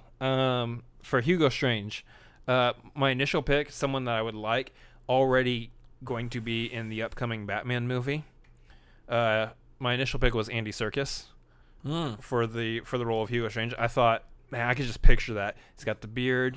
He's got like his beard from when he played like Claw, and then the glasses. Great. The one I end up going with, just because Andy Serkis is going to be playing Alfred, I believe, in the Batman movie coming up. I went with Ben Kingsley. Ben Kingsley, I think, has he would have the look. Two, I think he has the right demeanor. Yeah. For Hugo Strange, he can like, if you go back and you watch, say, Shutter Island, you see how he played his character in Shutter Island. I'm imagining that talking to Batman. He's got that intellectual side. I think Ben Kingsley really would fit that role. So Garth is saying cast Benedict Cumberbatch. That's a good one too. It's Hugo Strange. Dr. Hugo Strange. I mean, okay. So mine, nice. Like I said, mine's completely out of left field.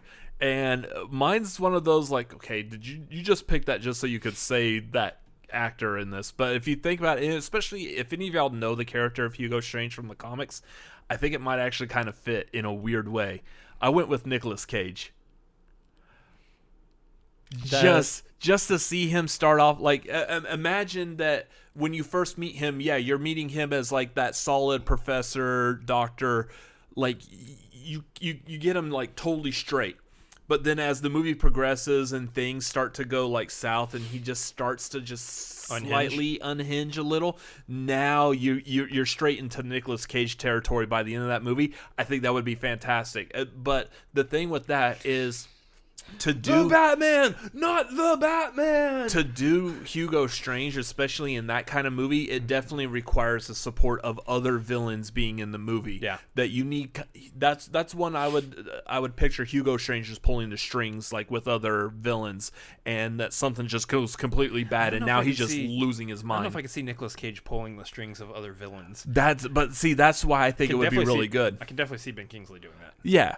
I mean, your comparison to Shutter Island, absolutely. Yeah. But just imagine it's someone who, again, starts off as a straight man, but because he's a super villain and he just starts losing it. Yeah. That works straight in Nicolas Cage's like realm. So I like that one. That's fascinating. This next one, you can give me a little bit of insight. I did go strictly off of appearance because I know nothing about this villain. Yeah. The Clock King. Temple Fugit. In the cartoon, and I know, like, I keep referencing the cartoon, but again, that's my primary, like, connection to it. It's like you were a kid in the 90s or something. Yeah. He was an office worker, like an accountant or something, but he was very strict on time, and he must be doing exactly like he must have break at exact this time. He must get up at this time in the morning. Almost kind of sounds like me at some point. For those of y'all not familiar, I am kind of a stickler on my timetables as well. You can ask him, and like I plan days in advance to take a vacation and adjust my sleep and eating patterns and everything. You do not understand the phrase "fly by the seat of your pants." No, I'm very, very time oriented. So. Yeah, it's someone who's like that, just even more hardcore OCD about time. In the cartoon, the mayor, he shares like a train or subway ride with Mayor Hill, who tells him that like you're too wound up, you're too stressed up because of this timetable. Like take your break like 5 minutes later. Just learn to enjoy life and stop being so by the book. He takes his break 5 minutes later and just butterfly effect, everything goes south. He ends up losing his job. It's a series of unfortunate events, not by Lemony Snicket. And so because of that, it ruins his life. He completely blames Mayor Hill for giving him that suggestion. He later on becomes a villain that's time-based, and he gets revenge on Mayor Hill. Weird reason to become a villain. It is, but it's a fantastic episode. It really was a good episode of the cartoon. So, yeah. So based off of that, I guess my turn to go first. Hit my mic. I'm sorry for that. Yeah. My turn to go first on this one. So I kind of like wanted to stick with that prim and proper, but also, again, someone who again just kind of lose it a little bit. Yeah. I went with Steve Buscemi. So you decided to go a little bit older on this character too. Yeah. And again, the age isn't so much as important as I feel like what the character, the actor can embody and how they could pull off that character. And I feel like Steve Buscemi could easily do something like this. That's right, because he's definitely more of a cartoon himself. He can be more of a cartoon, but he can also just be a flat out straight solid performer.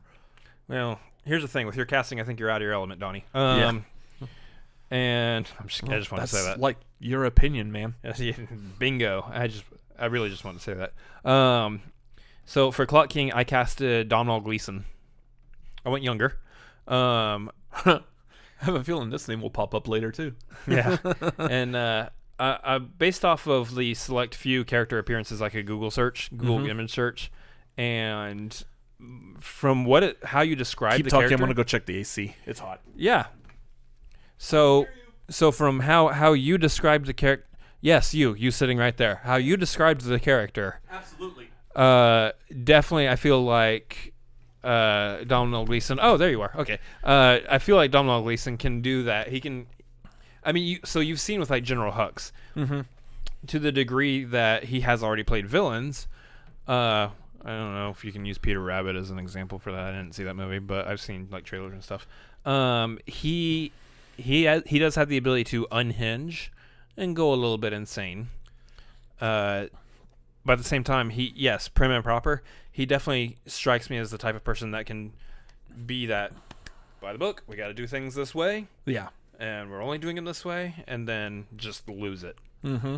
So. That's a good one. Let's see. Garth said he likes the idea of Ben Kingsley, I guess as Hugo Strange. And then he's talking about maybe a certain Schmoedown person who keeps checking their wristwatch. Which Schmoedown person is constantly checking their watch? Oh, Prime Time. Paul Oyama. Nice. Paul Oyama would be perfect. And then he says, I might like to see Adam Driver in the role. Adam Driver is Clock King? Potentially. I was really wanting to fit Adam Driver in somewhere on here, and I just couldn't. There's a couple. There's another one I could probably stick him in right there, too. I'll talk about that maybe here in a second. Yeah, oh, well, now that I think about it, yeah, there is a villain. There's another villain. I probably actually, if I think about it more, I probably could stick him in, too. Yeah. In fact, I'm going to put his name on here. It's like, now that I'm thinking about it, I would make that. So next one is Black Mask, which we had essentially a good performance by Ewan McGregor. I really like Ewan McGregor in that role. But that's the thing, you weren't really familiar with Black Mask before. I was expecting him to play it like Black Mask appeared in Under the Red Hood. Yeah, which is still which he kind of did. Kind of, but there's a huge difference. Black Mask in Under the Red Hood is closer to the actual like comic book Black Mask. Again, this is also one of the two characters that's on this list that was not in the 90s cartoon because they just thought he was like a little too radical, especially with the black skull mask to be in the cartoon. So he was not in the 90s animated series. So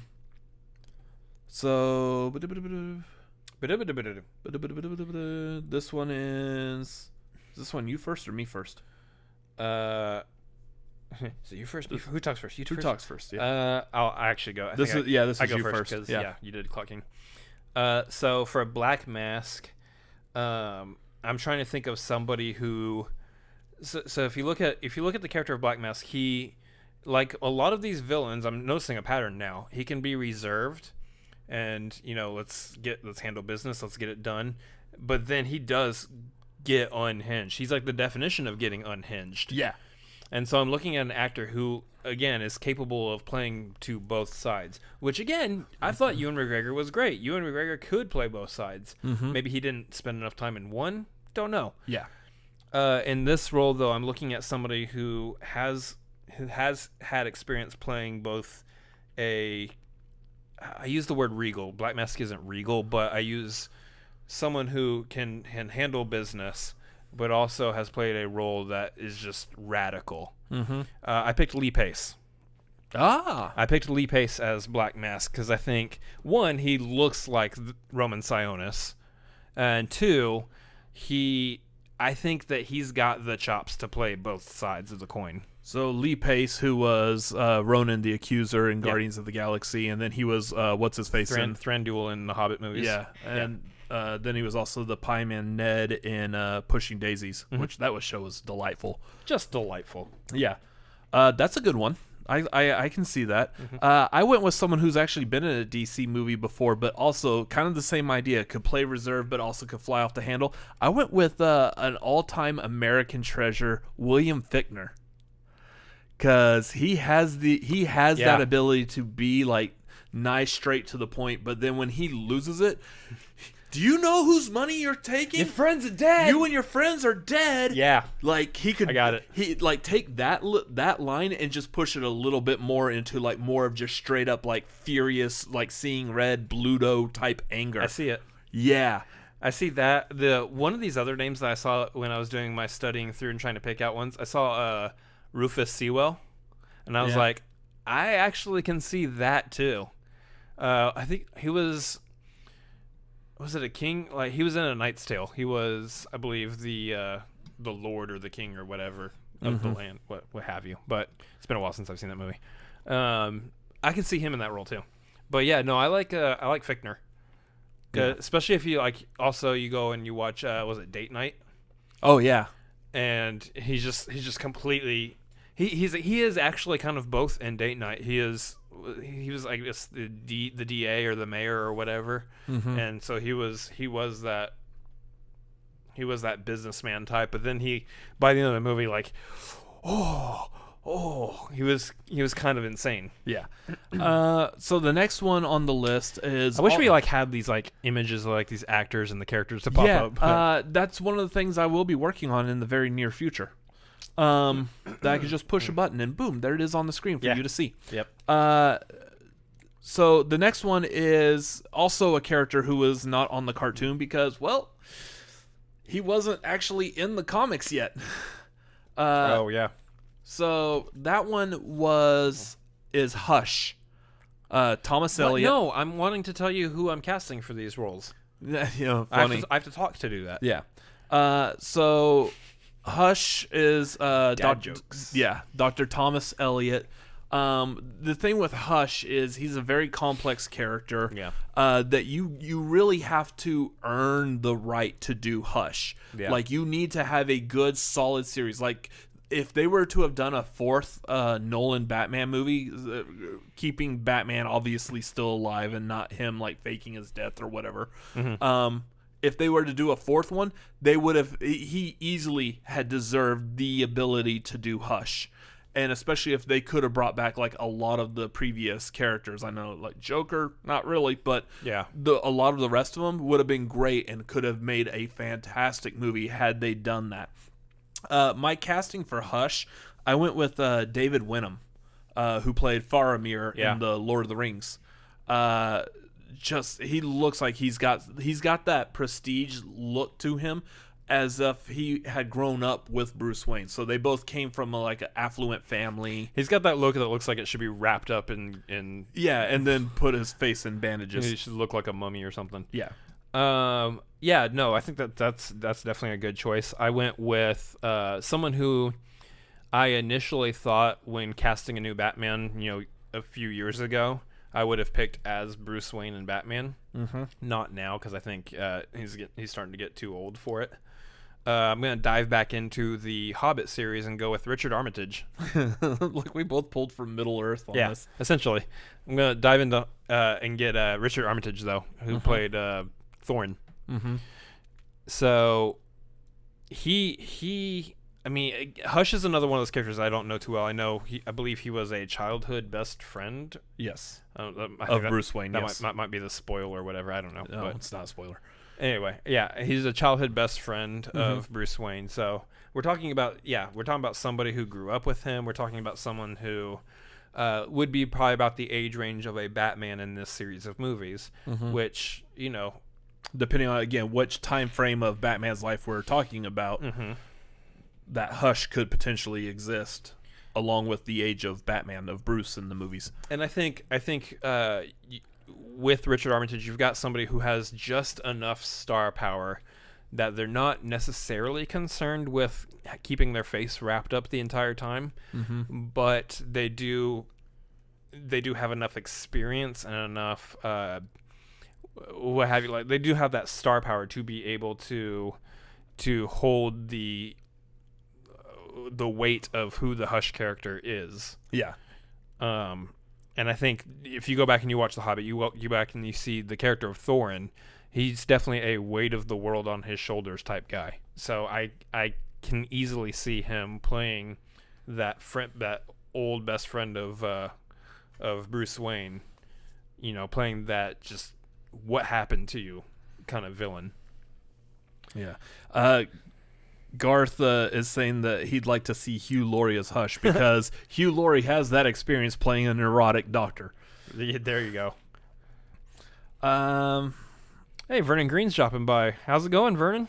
He's saying stopping by to see what's happening here. We are fan casting Batman villains is what's happening. If you've got ideas, anything you want to drop in as we go through these characters, feel free to drop it in the chat and let us know because we might get some good ones in there. Moving on to the next one, we got Mad Hatter. Yeah. I had somebody picked out for this a long time ago, and I just could not remember who I had picked out for that role. I got a couple of them I think that would have been good had... the thing is and we didn't explicitly state this between the two of us, but we're choosing people that are still alive. Because there are people from like way back when that I would have chosen for some of these roles. Unfortunately, they've passed away. Like I would have picked Robin Williams for like Hugo Strange.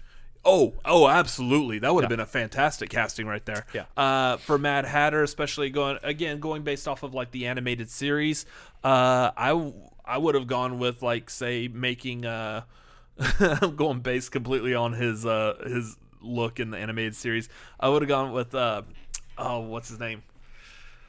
You might actually end up popping out with the person that I'm blanking other on this movies. One. He hasn't been in a movie. This would have been like his acting debut if he was in this. What was he from? Queen. Freddie Mercury? Freddie Mercury. Yeah. Yeah. You couldn't think of Freddie Mercury's I couldn't name. think of Freddie Mercury's name. See, It's not like we're doing this live or anything. You just can't blank on Freddie Mercury's name. yeah, so that would be my problem in the Schmoedown is, like, I know who I'm talking about, just that one split instant of being able to pull the name. I was like, wow, for some reason, I know this name. I love what we Queen gotta and work Freddie on. Mercury. Yeah. I just, for some reason. Wait, so is this informing who you're about to say is the cast as Mad Hatter? No. Oh, okay. I went with that one just, again, based on the 90s animated series. They did do him with, like, the severe overbite, so that's why I was originally thinking going with Freddie Mercury, because of that famous overbite. Yeah, I was expecting you to use that to inform your casting choice. Yeah, so this one is, what, you go first? We were doing a great job keeping up Yeah, with I that. know. Me. Yes, this is you go first. Yeah. Yeah, so, like, why Ooh, there's a couple of good ones in the why aren't the you chat there. Russell Brand or Willem Dafoe. why as aren't you Mad Hatter. picking Rami Malek? Yeah. Anyway. would have been good. Yeah, that's what I was saying.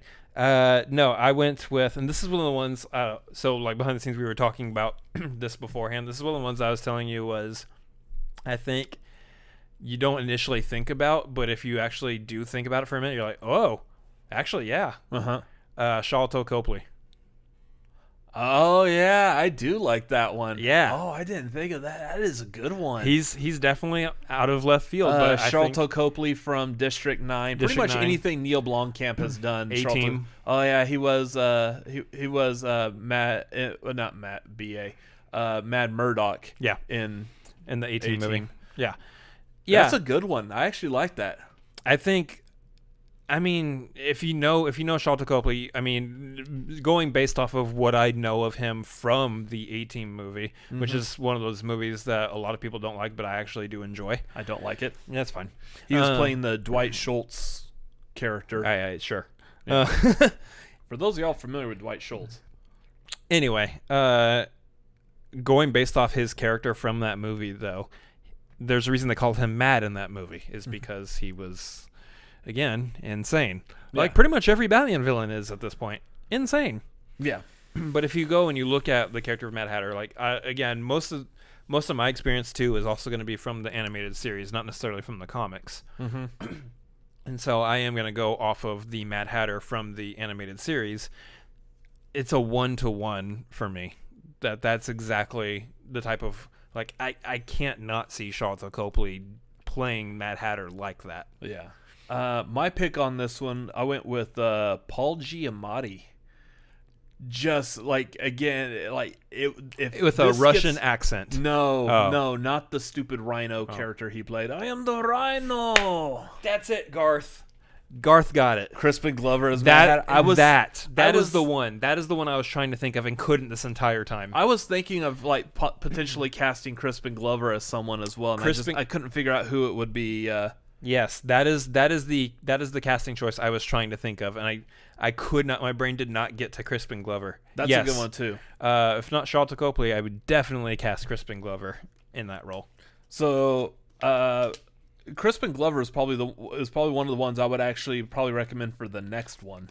Actually, the problem with the next one is that Scarecrow is honestly, in my opinion, I think, like your opinion also, a lot of people's opinion, one of the best casted already. I don't think you really could cast anyone better than Cillian Murphy, and it's really, really hard. In fact, I actually prefer the casting of Cillian Murphy to Scarecrow almost more than any other Batman villain casting that has actually ever been. Including the Jokers. Like, okay, Jack Nicholson, fantastic. Heath Ledger, awe-inspiring. Yeah. That was great casting. But the casting of Cillian Murphy as Scarecrow, Professor Crane, it's the Batman. that is so perfect. Yeah. That's like Patrick Stewart as Professor X levels of perfect there.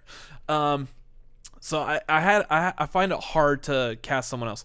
That's who I was originally going with, because I really just did not want to pick anyone else. But through what we've talked about already, I could also potentially see, it's not as perfect, but I could see Andy Serkis would be good. Adam Driver.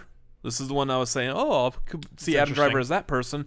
Or now Crispin Glover also could be a really good Scarecrow.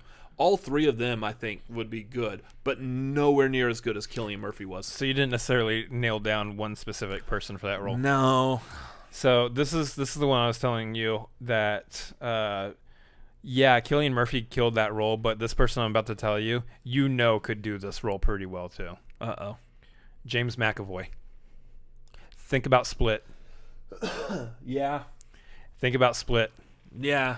That's what I go to. Like, I mean, we got to get Professor X out of our heads, but if we're looking at how he portrayed, what was his name in Split? Crumb. Yeah. His first name aside. Robert Wendell Crumb. Robert Wendell Crumb. Yeah. Of course you remember Robert. That's. I'm looking at how he portrays himself, or how he portrays that character in Split, and using that kind of, there's like a clinical side to it, where Scarecrow is like he's a sane insane. He's definitely insane. He's definitely out of his mind, but he's also he's a nice sober drunk, is how I would say. He's aware of what he's doing, but he's definitely drunk. And Malcolm brings up me. And I could kind of see it. I would do it if you're like really acting. If somebody casted me, I would definitely do it. I would definitely, yeah. So we got about 11 minutes left, so we kind of need to fly through some of these a little bit faster. Nope, we got a little bit longer. Talk about that stupid movie news too long. Yeah. Next one is Bane. Bane. Yeah. I'm already perfectly casted. So who do you got for Bane? Bane. I wanted to go with somebody who was definitely still of kind of like Spanish-ish origin. Yeah. Or at least somewhere close to Spanish-ish origin, and was definitely still a big guy. This is the one cast that I have taken from the MCU. When I say taken from the MCU, I mean a main character from the MCU. Dave Bautista. Which I know there's been a lot of talking online about him actually trying to get that role, and it just never lined up. He hasn't been able to do it. I think he's been trying for it, but just hasn't matched up for him. Bane. That's pretty good. I went with someone, like, I was trying to think of someone that again was also like Hispanic in ethnicity. Yeah. But we haven't had one yet, so I figured why stop now? That I went with his name's Gregor Clegane. You might There's know, a name. Yeah, you might actually know him as the Mountain from Game of Thrones. Oh, yeah. That big dude. Wait. What was his name again?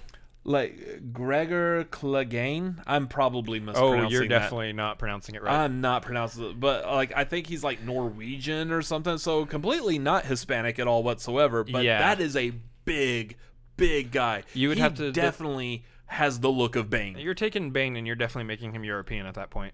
Yeah. Which Spain's in Europe, but I mean, again, we really haven't gotten a true Hispanic Bane. The jury's out on that first Bane. Well, yeah. Well, no, because we saw him before he became Bane. He was. Right. What's his name? He's a little scrawny dude. He's a character actor. He's in like a bunch of stuff, and I can't remember. He was in X2. He was Jason. Jason in X2. Yeah, Stryker's son. Okay. Oh, yeah. Okay, yeah. Yeah, it was him, which I think they kind of made him look Hispanic. I don't know if they put him like in a Hispanic face type of makeup or whatever. That's really interesting. Kind of like what they did to What's-Her-Face as Vasquez in Aliens. Yeah, I think that's going to be the issue you always run into with Bane is if you're trying to check off all the boxes. Yeah. You're probably not necessarily going to be able to unless you're casting Dave Bautista. Yeah. Let's see. Garza and cast Rey Mysterio. See, that I mean, and then there's that too. I think you're looking for a wrestler. Rey Mysterio needs to bulk up a lot. Following what Malcolm's saying here, Big Show. Big Show actually, I think, is the proper physical like height appearance, and build.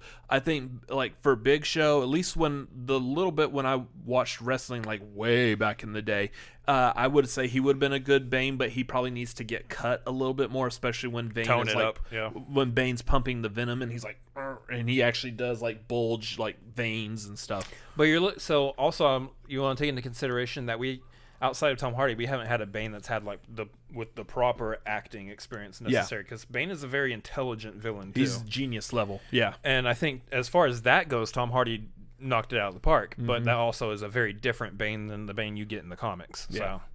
So. The next two, I feel like we need to do these two kind of together because, well, they're related. They're related. And that would be Ra's al Ghul and Talia. Yeah. Father and son. Father and son. Talia. Well, hey, you know. Father and daughter. I'm not going to assume Talia's gender. Yeah. So on mine, I kind of went like out of the box with this one, and for Ra's al Ghul to get that like real like authoritative but like mysterious Prim and type proper of and- yeah. I actually went what's his name? Jimon Hansu. Ooh. Especially if you look at like some of the images of his facial hair, it just fits with the Ra's al Ghul facial hair, and I was like, okay, he's already kind of got these look down like in a lot of his promotional images and pictures of him. That's a choice. I can see that one. Now the thing is, of course, Ra's al Ghul is like East European, so I mean, yeah, we're casting a black actor for this, but I think that he still encompasses the like the look and the feel and the respect. If you were to put him as Ra's al Ghul, you would completely see that. Also, we got to note that he's been in multiple Marvel and DC movies at this point. Yeah. Well, so that's going to feed into my next one, who is, as his daughter, is someone who I would say is, like, not a main member of the MCU, but she's, like, a main side person. And for Talia, I'm going with Tessa Thompson, Valkyrie from the MCU. Oh, okay. As Talia, and again, depending on who's playing Bruce Wayne and what part of I like it. life, I think that Tessa Thompson has the look to potentially pull off Talia. I cannot get comfortable no matter what position I'm sitting in. Yeah. Yeah, no, I like that. I think that combo is would make a really good combo for a movie.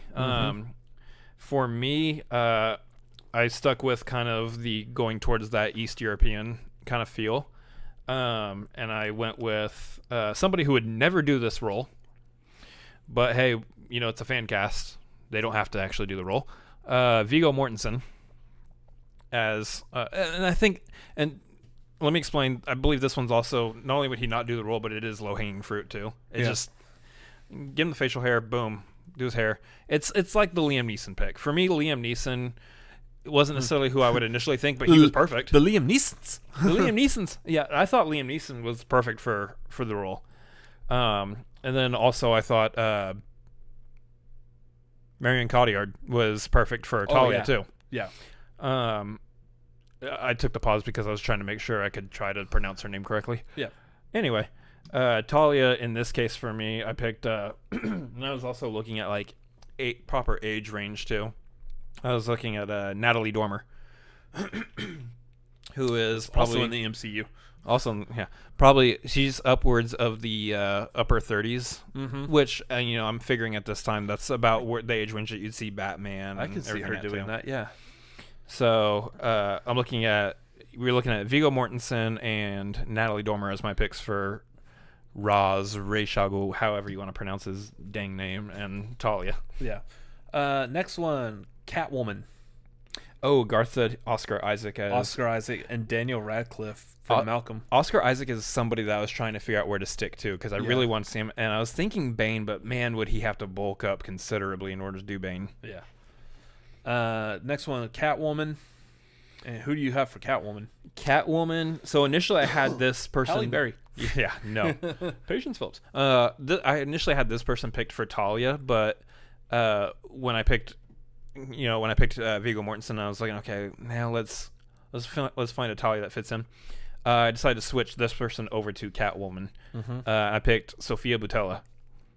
Okay. She's got a dancing background, which tells me automatically she's gonna handle like some acrobaticism. She can do the cat's gotta land on all fours all the time.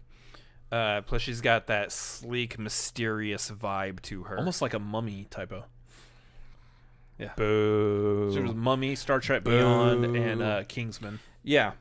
She's I think she's done enough now that she's earned the place to be able to take on such an iconic role like Catwoman also. Yeah.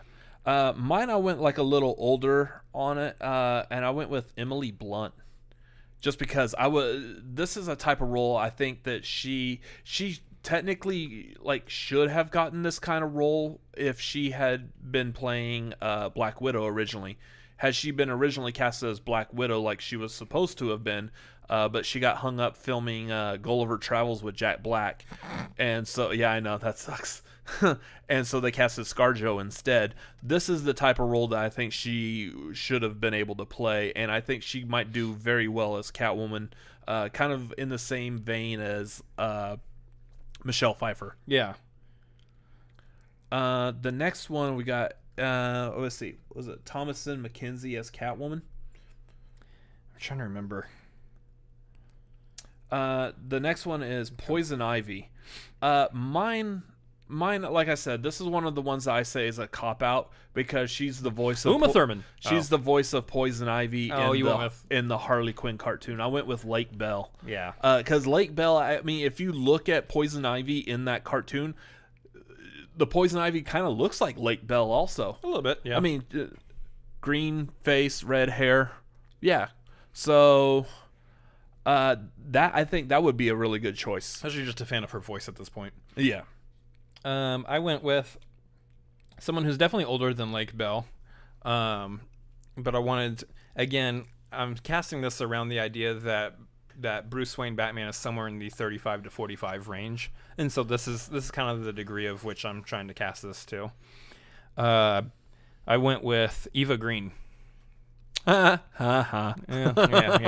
She controls the green. Yeah, I saw that one and I contemplated that as well. I'm not a huge fan of Eva Green. Oh, she's great. I just really have not liked her in that much stuff. Casino Royale. Here's the other thing too. I'm not a big fan of Lake Bell either, but I just felt like Lake Bell looked a little bit more like Poison Ivy. But I like the idea of Eva Green.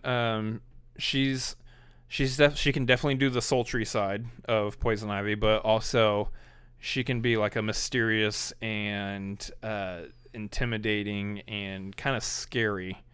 She can hold something scary about her also, threatening. So Garth is saying Olivia Wilde is Poison Ivy. I was actually considering Olivia Wilde also for Catwoman while doing this. Yeah, I mean, Olivia Wilde is one of those that you honestly could cast in a lot of these like female superhero kind of roles, and she would probably fit pretty nicely. Two-Face. Now, Two-Face, this is another one of those where this actor came up and I was like, I've got to stick this guy somewhere. Mm-hmm. Where can I fit him? And I looked at Two-Face and I was like, yes, 100%, absolutely. Bryan Cranston. Oh, that's a good one. Yeah, Bryan Cranston playing Harvey Dent, the DA. Yeah, and then half the face gets completely scarred, or so what have you. Half of him is a chemistry teacher. The other half is Heisenberg. Exactly. Say my name. Which one? That's a good one. Mine, I kind of harken back to Batman 89 with the casting of Billy D. Williams as Harvey Dent. I actually went with John David Washington as the Harvey Dent Two-Face. Denzel Washington's son, who's going to be in that upcoming movie Tenet, whatever that comes out. Ooh. John David Washington as Harvey Dent, and then going the route of the crazy Two-Face. I like it. That I thought, okay, that's a good role for him. I like it because he's somebody whose star power is definitely on the rise, and he is going to be in some kind of role. Should he choose to do a superhero movie, he's going to be in a role like that for sure. I like it. Vernon's saying his opinion on Poison Ivy. That one might come up in a little bit. Yeah. Garth said Billy D. Williams as Two-Face. He deserves another chance. You mean he deserves a second chance? Boo. Malcolm saying Mike Kalinowski as Two-Face. Mike Kalinowski is Green Lantern. Let's just make Mike Kalinowski like every comic book character. Give him a role in the DC universe. The man has worked hard enough, and he's worked tirelessly to earn a role in the DC universe somewhere. And Vernon is saying Two-Face, Mads Mikkelsen. That could be good, too. That's another one that I really want. Like, there's a lot of these I really wanted to try to fit somewhere, and I couldn't fit Mads Mikkelsen in. Although Call back to him in a Billy D role. Have Donald Glover as Harvey Dent and Two-Face. You That's know, funny. that's just funny. Every time Billy D. Williams plays a role, like years later, Donald Glover gets the same role. yeah, pretty much. That's funny. Yeah, so for Penguin, I feel like I've heard this one as a casting rumor before, or like a lot of people have fan casted this one for Penguin, and I was like, you know what? I like it. I like the idea. I'm gonna stick it on there as well. John C. Reilly. That's an interesting choice. Yeah. Hey, give me your money. Well, you have to think of him going like the straight role on that, rather than like shake and bake or whatever. Shake and bake. Wah, wah, wah, wah, wah. Yeah. Was that John C. Reilly? I believe was in. They did a movie about Laurel Hardy, Stan and Hardy, or Laurel and Hardy. Stan and Laurel. I'm getting their first and last Laurel names. and Hardy. Yes, they did a movie about them, and he played Stan and Ollie. Yeah, Stan and Ollie, something like that. Yeah. Yeah. And he played. Oh, man, now I'm losing which one is who. He was one of those two guys. Yes. You nailed it. Perfect. Absolutely. Schmoedown. You are ready to put a camera on your face. Like that one, that I think he could pull off like the straight role as far as Penguin. Gar says here's where he would cast Paul Giamatti as Penguin. And I can see Paul Giamatti as Penguin also. That's a good one also. I wanted to go with someone that I definitely think could embody the look just a little bit easier than some of these other choices. Yeah. And someone that I would say probably has enough prestige to be able to do it too. Mm-hmm. I went with Timothy Spall. Okay. Yeah. If you look at him, like I would compare it to his role in Sweeney Todd. Yeah. Like he does have that look of Penguin in that. I think that's probably the better choice at least over John C. Reilly. I think that's really good. I was looking at Timothy Spall or Brendan Gleeson, and I went with Timothy Spall first. Yeah. But I look at Timothy Spall and I'm like, okay, he's about he's still in the right age range. He could pull off Penguin. He's obviously Penguin's not that, active of a villain, so he's not having to do like these big action scenes or anything. He just got to fire a gun out of his umbrella, I guess. Have robot penguins. Little wind-up penguins or something. But yeah, I mean, you're putting the prosthetic nose on, you're throwing the monocle. Yeah, I mean, you look at Timothy Spall. He's British, so he can handle being of the upper class. Yeah, that's definitely a stereotype, and I am not ashamed to admit it. Well, Malcolm says that's a perfect choice, so yeah. What? Malcolm's in New Zealand. What are you talking about? Yeah. He's not British. So Malcolm says Kalinowski as Catwoman might give people nightmares. And then he also says Seth Rogen as Penguin.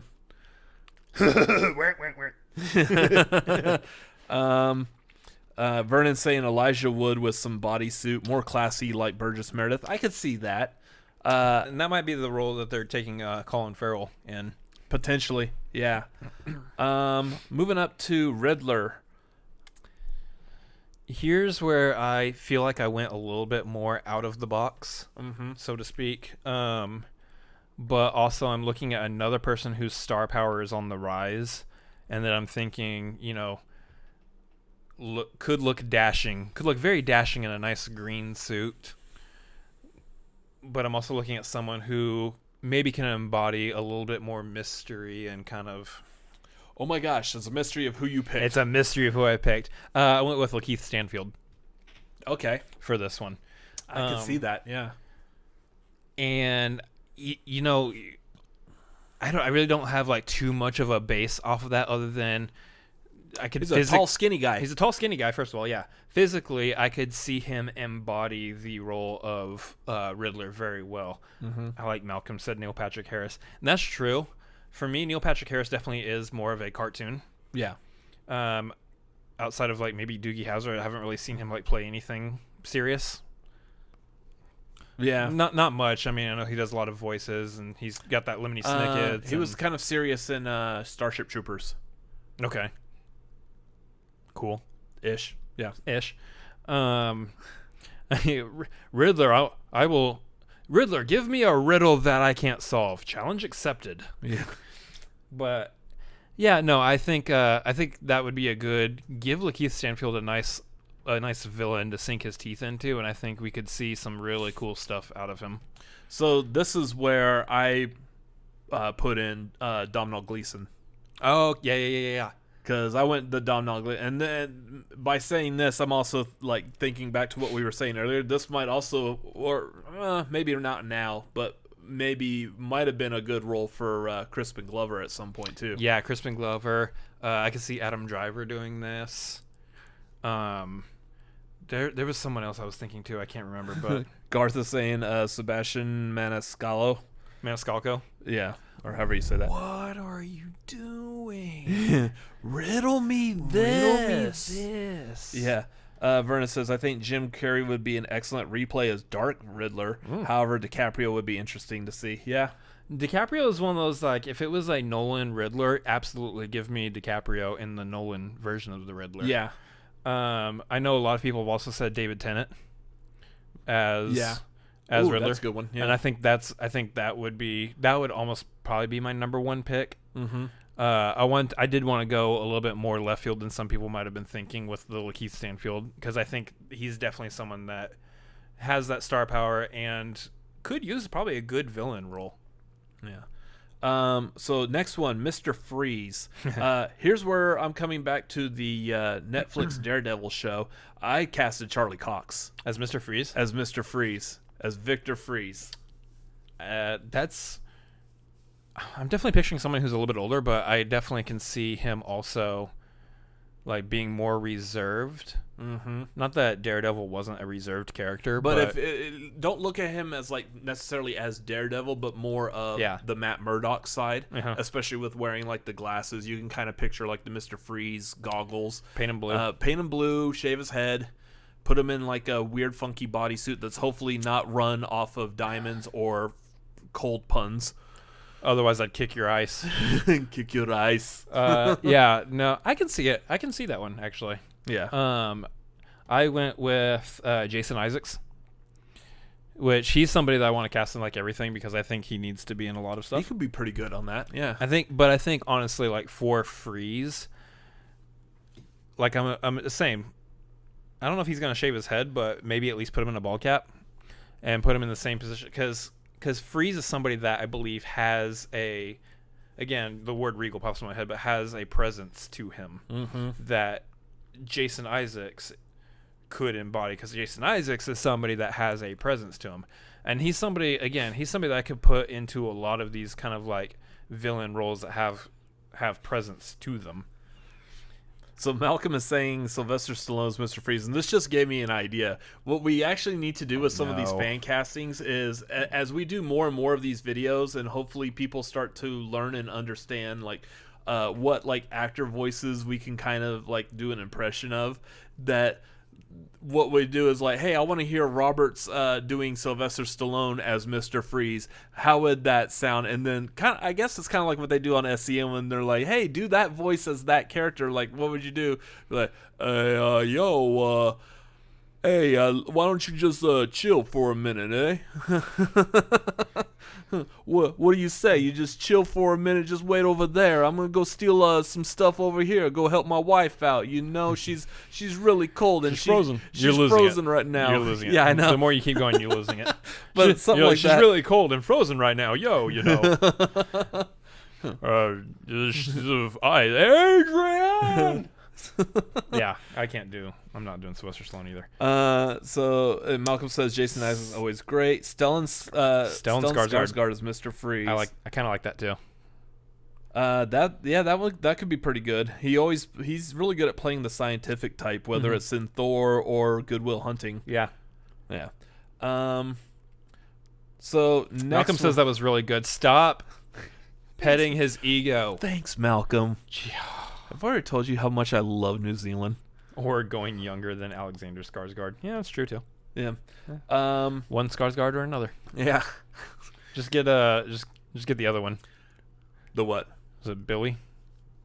Oh, Bill Skarsgård? Bill Skarsgård, yeah. The one who does Pennywise? Yeah. I can't do the eye thing. I couldn't do his lip thing. He does that lip thing. Like, it's so creepy. Yeah. The lip in his eyes just, Mr. Freeze is gonna take out some children, scare them. So we're down to our last two here, and these I would say are probably like the two big two. Yeah, try to guess who we have left off so far. Yeah. So second to last one, we gotta tackle Dr. Harleen Quinzel. Who would you cast as Harley Quinn? This is the fun one because this one I'm actually pretty excited about who I casted. I went ahead and decided to just roll off with Samara Weaving. Yeah, okay. Go with Margot Robbie's doppelganger. Yeah. All right, Alex Damon, stop it. That's not funny. You need to stop. No, I didn't go with Samara Weaving. That's the lowest hanging fruit possible. Yeah. No, I went with Zoe Dutch. That's pretty good. That's actually really good. I kind of like that. The last thing I know that she was really popular from was Zombieland 2. Mm-hmm. That's really good casting. I kind of like that. That to me is like, okay, you got to pass that role on to somebody. Margot Robbie, I think, just nails it. I think Margot Robbie is the first and only choice for Harley Quinn. She kills it. Mm-hmm. Literally. But I'm looking at Zoe Dutch and I'm like, there's something about her that maybe it's because she played kind of this like ditzy like character in Zombieland, but then also like wasn't completely dumb. Yeah, and I'm like, she's got heavy Harley Quinn vibes to her. Yeah. Yeah. Malcolm says Kaylee Cuoco. Yeah, I avoided the Kaylee Cuoco one. So on mine, I picked someone who I would love to see as Harley Quinn, and she has the ability to pull off this role. I went with Emma Stone. Oh, jeez. Because you get Emma Stone just doing completely zany off the wall, and I think that would be fantastic. I can see her. So the thing with Emma Stone is I can see her personality-wise very easily portraying Harley Quinn. Yeah. I think she's got the ability to essentially be possessed by Harley Quinn. Yeah. Looks-wise, it depends on how you like what Harley Quinn look you go with. Yeah. If you were to stick closer to like the original look of Harley Quinn in that the red and black suit with like the white makeup and so. Yeah, probably. I could see her potentially pulling that off pretty well. The original, like, Arlene Sorkin look type of thing. If you're going by the look that they've been doing with Margot Robbie, then... I would actually also venture out, like, given some of her looks in the Arkham video game series, she could probably pull off some of those looks as well. That's part of what led me to Zoe Dutch also. Yeah. Was that. But, like, if you were to stick her in the same outfit that Margot Robbie's been wearing, I don't think she could pull that off quite as well. It wouldn't necessarily feel like Harley Quinn at that point. Yeah. And then we got the Clown Prince of Crime. This one's going to be hard because there's so many people who've already done Joker so well. Yeah. There's also been people who've done Joker not so well. And the thing is, when looking at this one, do you go with like something that looks like it could be obvious? Do you go with like the straight up comedy type of character? Or when you look at the ones who have played Joker and have done so well at it, it's not necessarily someone who is immediately thought of as like a comedic actor. Yeah. Jack Nicholson, Heath Ledger, Joaquin Phoenix, they're not the forefront of a comical, crazy type person playing this role. So which one do you go with? Yeah. So that was part of what I made my choice on. What did you base yours on? Yeah, so I was thinking more along the lines of, we're looking at all the Jokers that have come before, Jack Nicholson being the closest we've gotten to what I see in, like, say, the animated series, which is the Joker that I really want to see portrayed in a movie in live action, is that straight up cartoonish, comical. He's cracking jokes all the time. He's definitely still evil and maniacal, but he's definitely more of a cartoonish character than really any of the ones. I mean, you saw shades of that with Heath Ledger. You definitely saw more shades of that with Jack Nicholson. And I wanted someone that I think could embody that. I'm looking at somebody who definitely, like, physicality-wise, put the makeup on his face, nailed it, got it. But I'm looking at someone also who I'm hoping can tap into that really insane side, and maybe does so a little bit. I haven't watched the show Legion, but maybe does that a little bit. I went with Dan Stevens. That could be pretty good. That's some good casting right there. A lot of thought behind that one.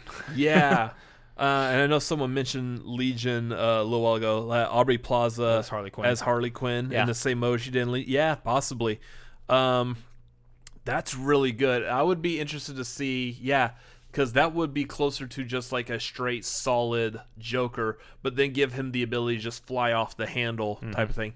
Mine, I went like a little bit closer to what I think is someone who could just be just the zany off the wall, especially in looks. Yeah. Mine, I did kind of venture more into, well, who do I think could potentially have that look of the Joker already without the makeup? Yeah. And then you put the makeup on, you're like, oh my gosh, that is scary good. And especially if Joaquin Phoenix. Especially if you're trying to stay within like that traditional look of Joker. Yeah.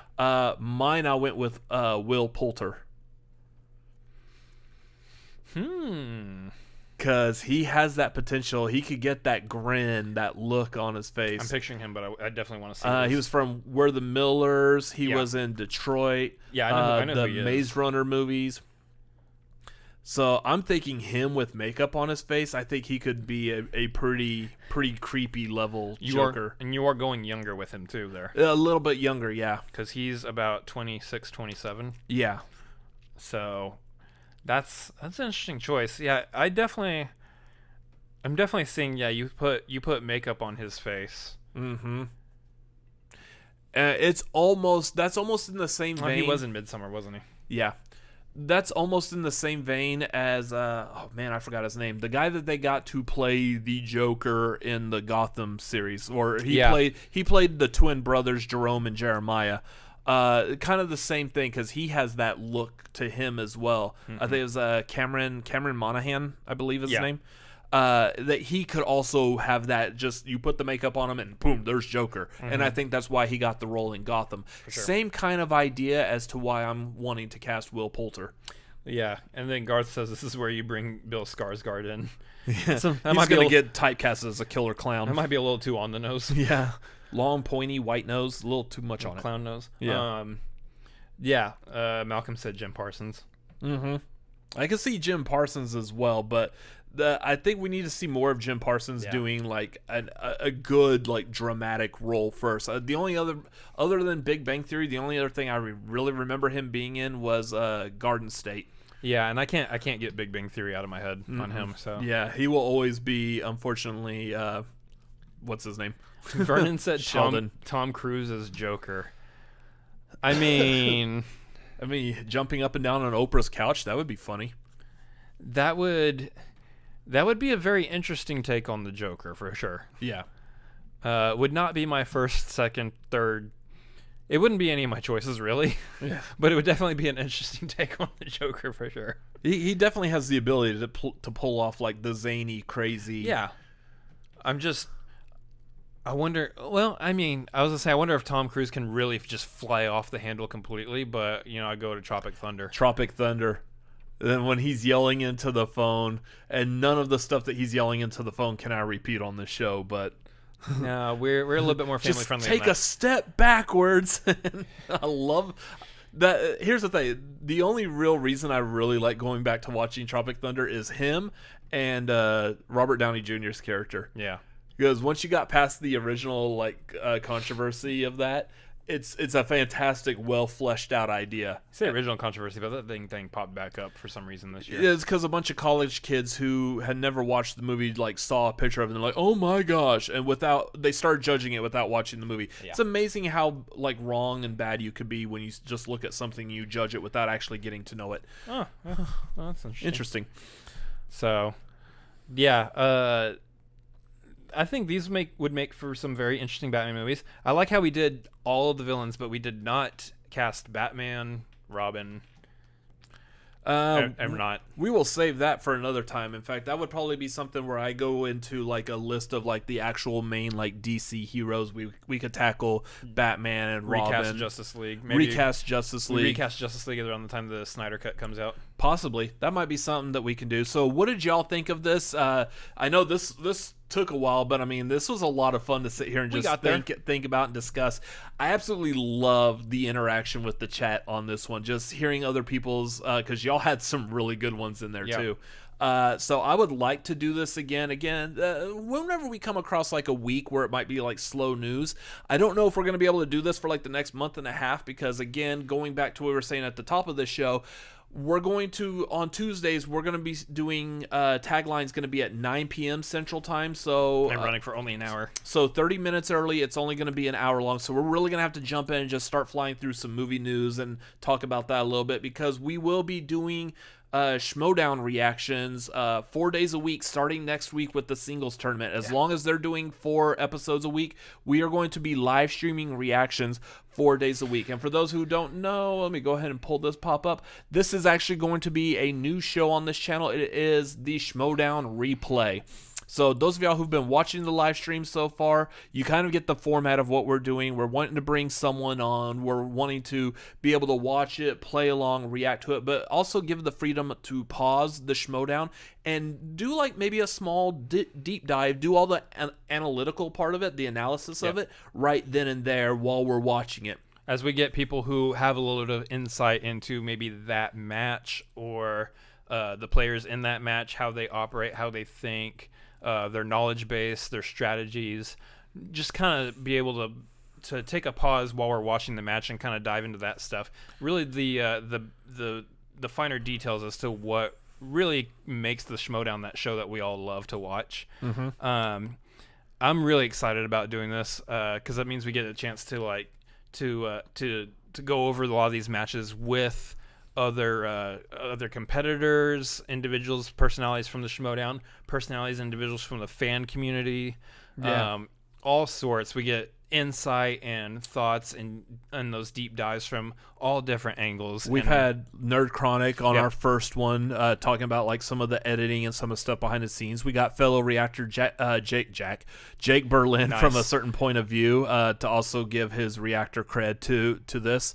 Then we got Adam Witt from the Dungeon, not Kevin Smets. We got Adam Witt to share some laughs and also give as a Schmoedown competitor who's played a couple of matches to give his thoughts, feelings, opinions. And then we did the reaction with Alex Shawshek from Call to Action over the Roka Irwin, which you'll see that one once the video goes live. And the Final Exam Deep 13. Yeah, so we got her on the reaction for that, also with a special appearance by John Roka at the end of that. So a lot of good stuff in that. That's going to be the one you'll want to see. You're going to want to see it because Roka hopped on the pre-record on the stream at the exact time where we were doing the last little bit of his match with Ethan. So he was essentially reliving the last part of that match with us that he just did not but 2 hours before that. Yeah. So that's going to be one you're definitely going to want to see because he gives us some pretty good insight into we got his basically his fresh off the match insight as to how he really felt. So those of y'all who have seen that pay-per-view match already, you've seen how that match went. You'll want to see what his initial thoughts, feelings, and opinions right off of that were. And we got some more interesting ones coming up too. I mean, we're definitely going to do another pre-record this weekend for the Kevin Smets versus Chandru match. We have a very great guest who's coming on there with us too. That one's going to be good. Who's going to give some pretty good insight. And there's somebody that may or may not have some stake in an upcoming match with one of the competitors. I would say that one, I feel like we could actually announce what that's going to be. Are we locked in for him? Yes. All right. Go ahead. So yeah, Well, also keep in mind no one's going to see this. You're not going to see this until this goes live either. But this is also kind of the same idea. This is going to be one you want to see. So we're watching Chanju versus Smets with Chance Ellison. So he's going to be watching and reacting with us, and basically he's about to play one of these two gentlemen. So it's him watching one of his future competitors and how they're playing, and this is gonna be a lot of fun to maybe get like some like insight from him as to how he's thinking when he watches these matches and getting prepared for it. So and what's he thinking when he has to see who wins and what he's gonna think about when it comes time to face them. So it's gonna be it's gonna be a good one to watch too whenever these all release publicly on YouTube. Yeah, so that'll be good. So stay tuned for that. If anyone else has any questions, we're going to go ahead and plug some other stuff real quick. So if y'all want to drop some final questions, possibly in the chat, whatnot. I know I've mentioned this before, but hop on our Patreon, patreon.com/Cinefanatics. Do you have the list pulled up of the current Patreon members? I can pull them up real quick.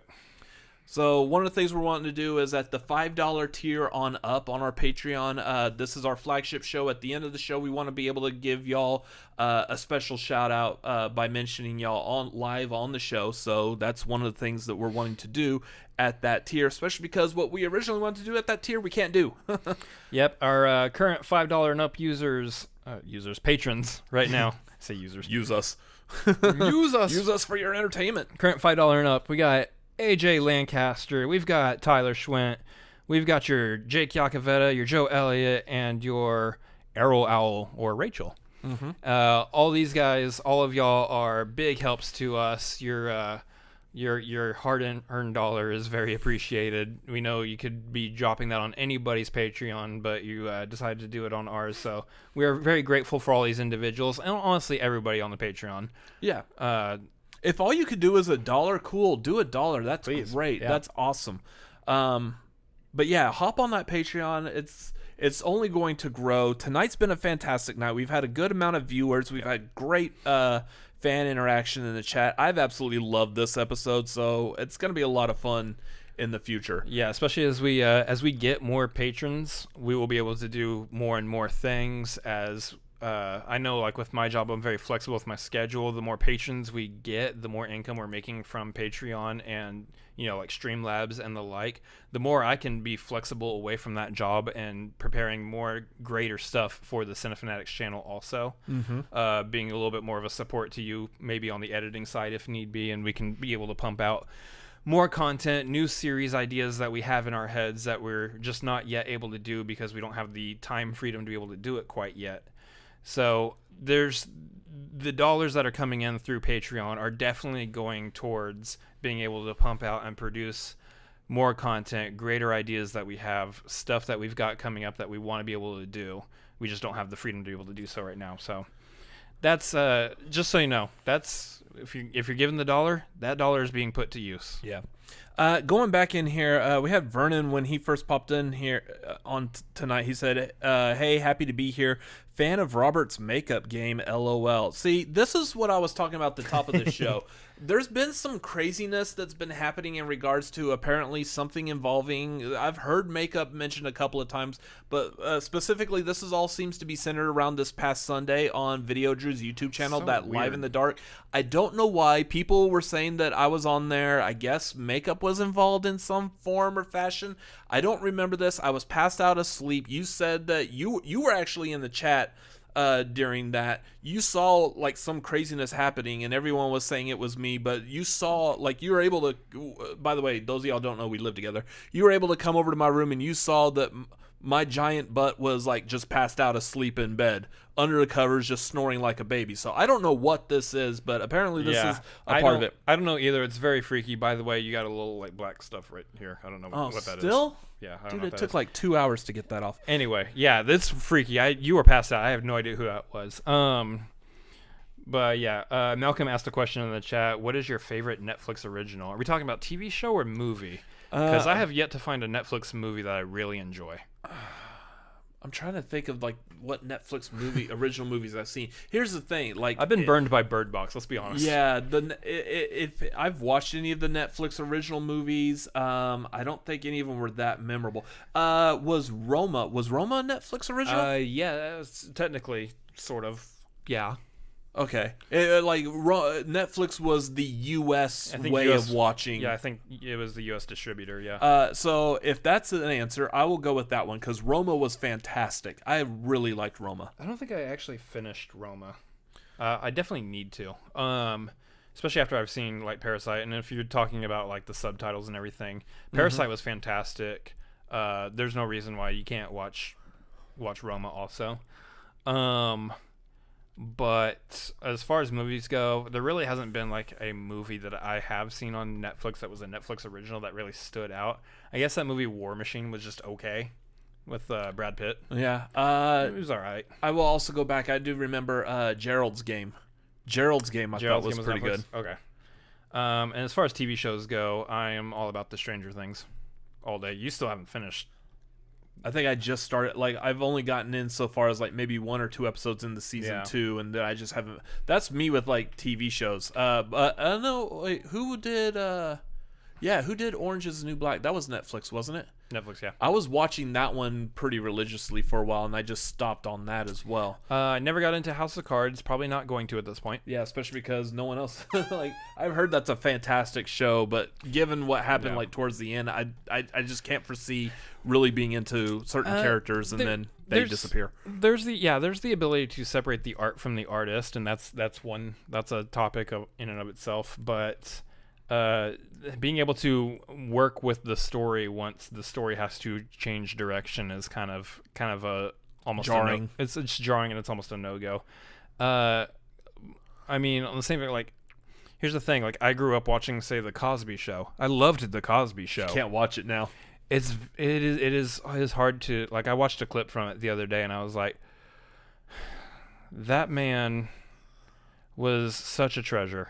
He really was. And then we found out that he wasn't, and that he hurt people, and it's like, it's one of those, like, how do you, Jello pudding went pop. Okay, all right, okay. It's like, yeah, how do you separate the art from the artist? But that is a subject for another time when Malcolm I'm more says mentally prepared for it. For him, it's always Be My Maybe, and I heard a lot of good things about that and hadn't watched it yet. I just really like that one clip of Keanu Reeves with the Yeah.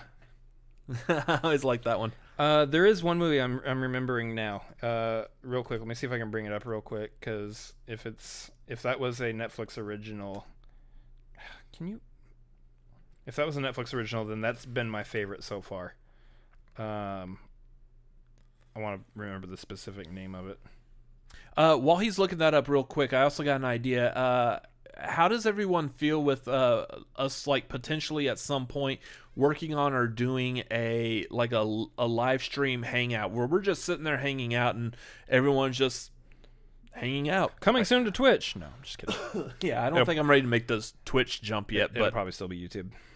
But yeah, doing like a live stream where we just hang out. I know there's a couple of nights where I might be working on something, and it would be nice to have like either a live stream playing or I just be participating in a live stream while it's going on, just to talk and hang out virtually. What does everyone think of that? Potentially doing something like that in the future. I don't know if I would do it like on Cinefanatics. That might be something we would do like maybe on our own YouTube channels. We'll see. Yeah, my YouTube channel still doesn't actually have like a real direction as to where it goes. It's like vlogging and like some kind of clip, something. I don't know. I would do it on Cinefanatics still. Yeah, possibly. But yeah, if y'all would be interested in that. Got it. What? The Fundamentals of Caring. It was a Paul Rudd. I'm not gonna explain what it's about. It was really good. Mm-hmm. If you haven't seen it, look it up. If you're in for a good, like, a warm-hearted comedy and just a really touching movie, absolutely check out Fundamentals of Caring. I thought it was fantastic. But it's a Paul Rudd led movie. Interesting. I think that is so far my favorite Netflix movie that I've seen. Not Bird Box. Yeah. Anyways, that looks like that's about it. I don't see any more questions, so we'll probably go ahead and wrap this up. And now I'm hearing like a weird echo on this. That's strange. Oh, real quick before we leave, we've got a new patron. We're live right now. Let's go ahead and shout them out. Absolutely. Vernon Green dropped in on the Patreon on the $10 tier. Oh, awesome. Which means, Vernon, you get access to our movie watch-alongs now also, which we will be doing one for this month, I'm sure, at some point. I think, so our idea is we're wanting to do 2 movie watch-alongs. We do like one public and then one on Patreon. Who knows? We still got to discuss if we're actually going to go through with that this month, because we got a lot to do this month. We might just do the Patreon only this month. Yeah.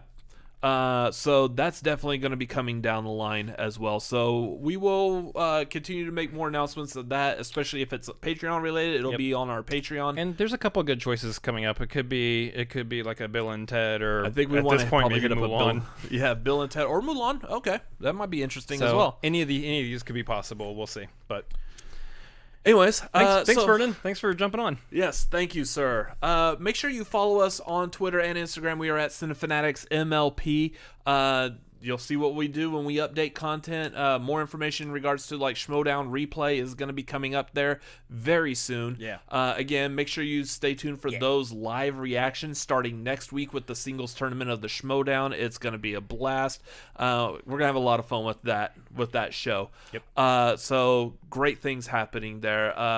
Again, you hop on the Patreon just like Vernon did. Patreon.com/Cinefanatics. Join whatever tier you want to join. That would be greatly appreciated. Yep.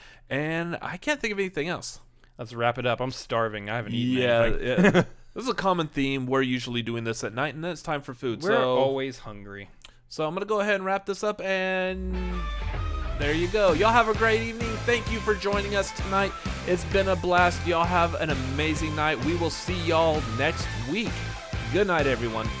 See ya.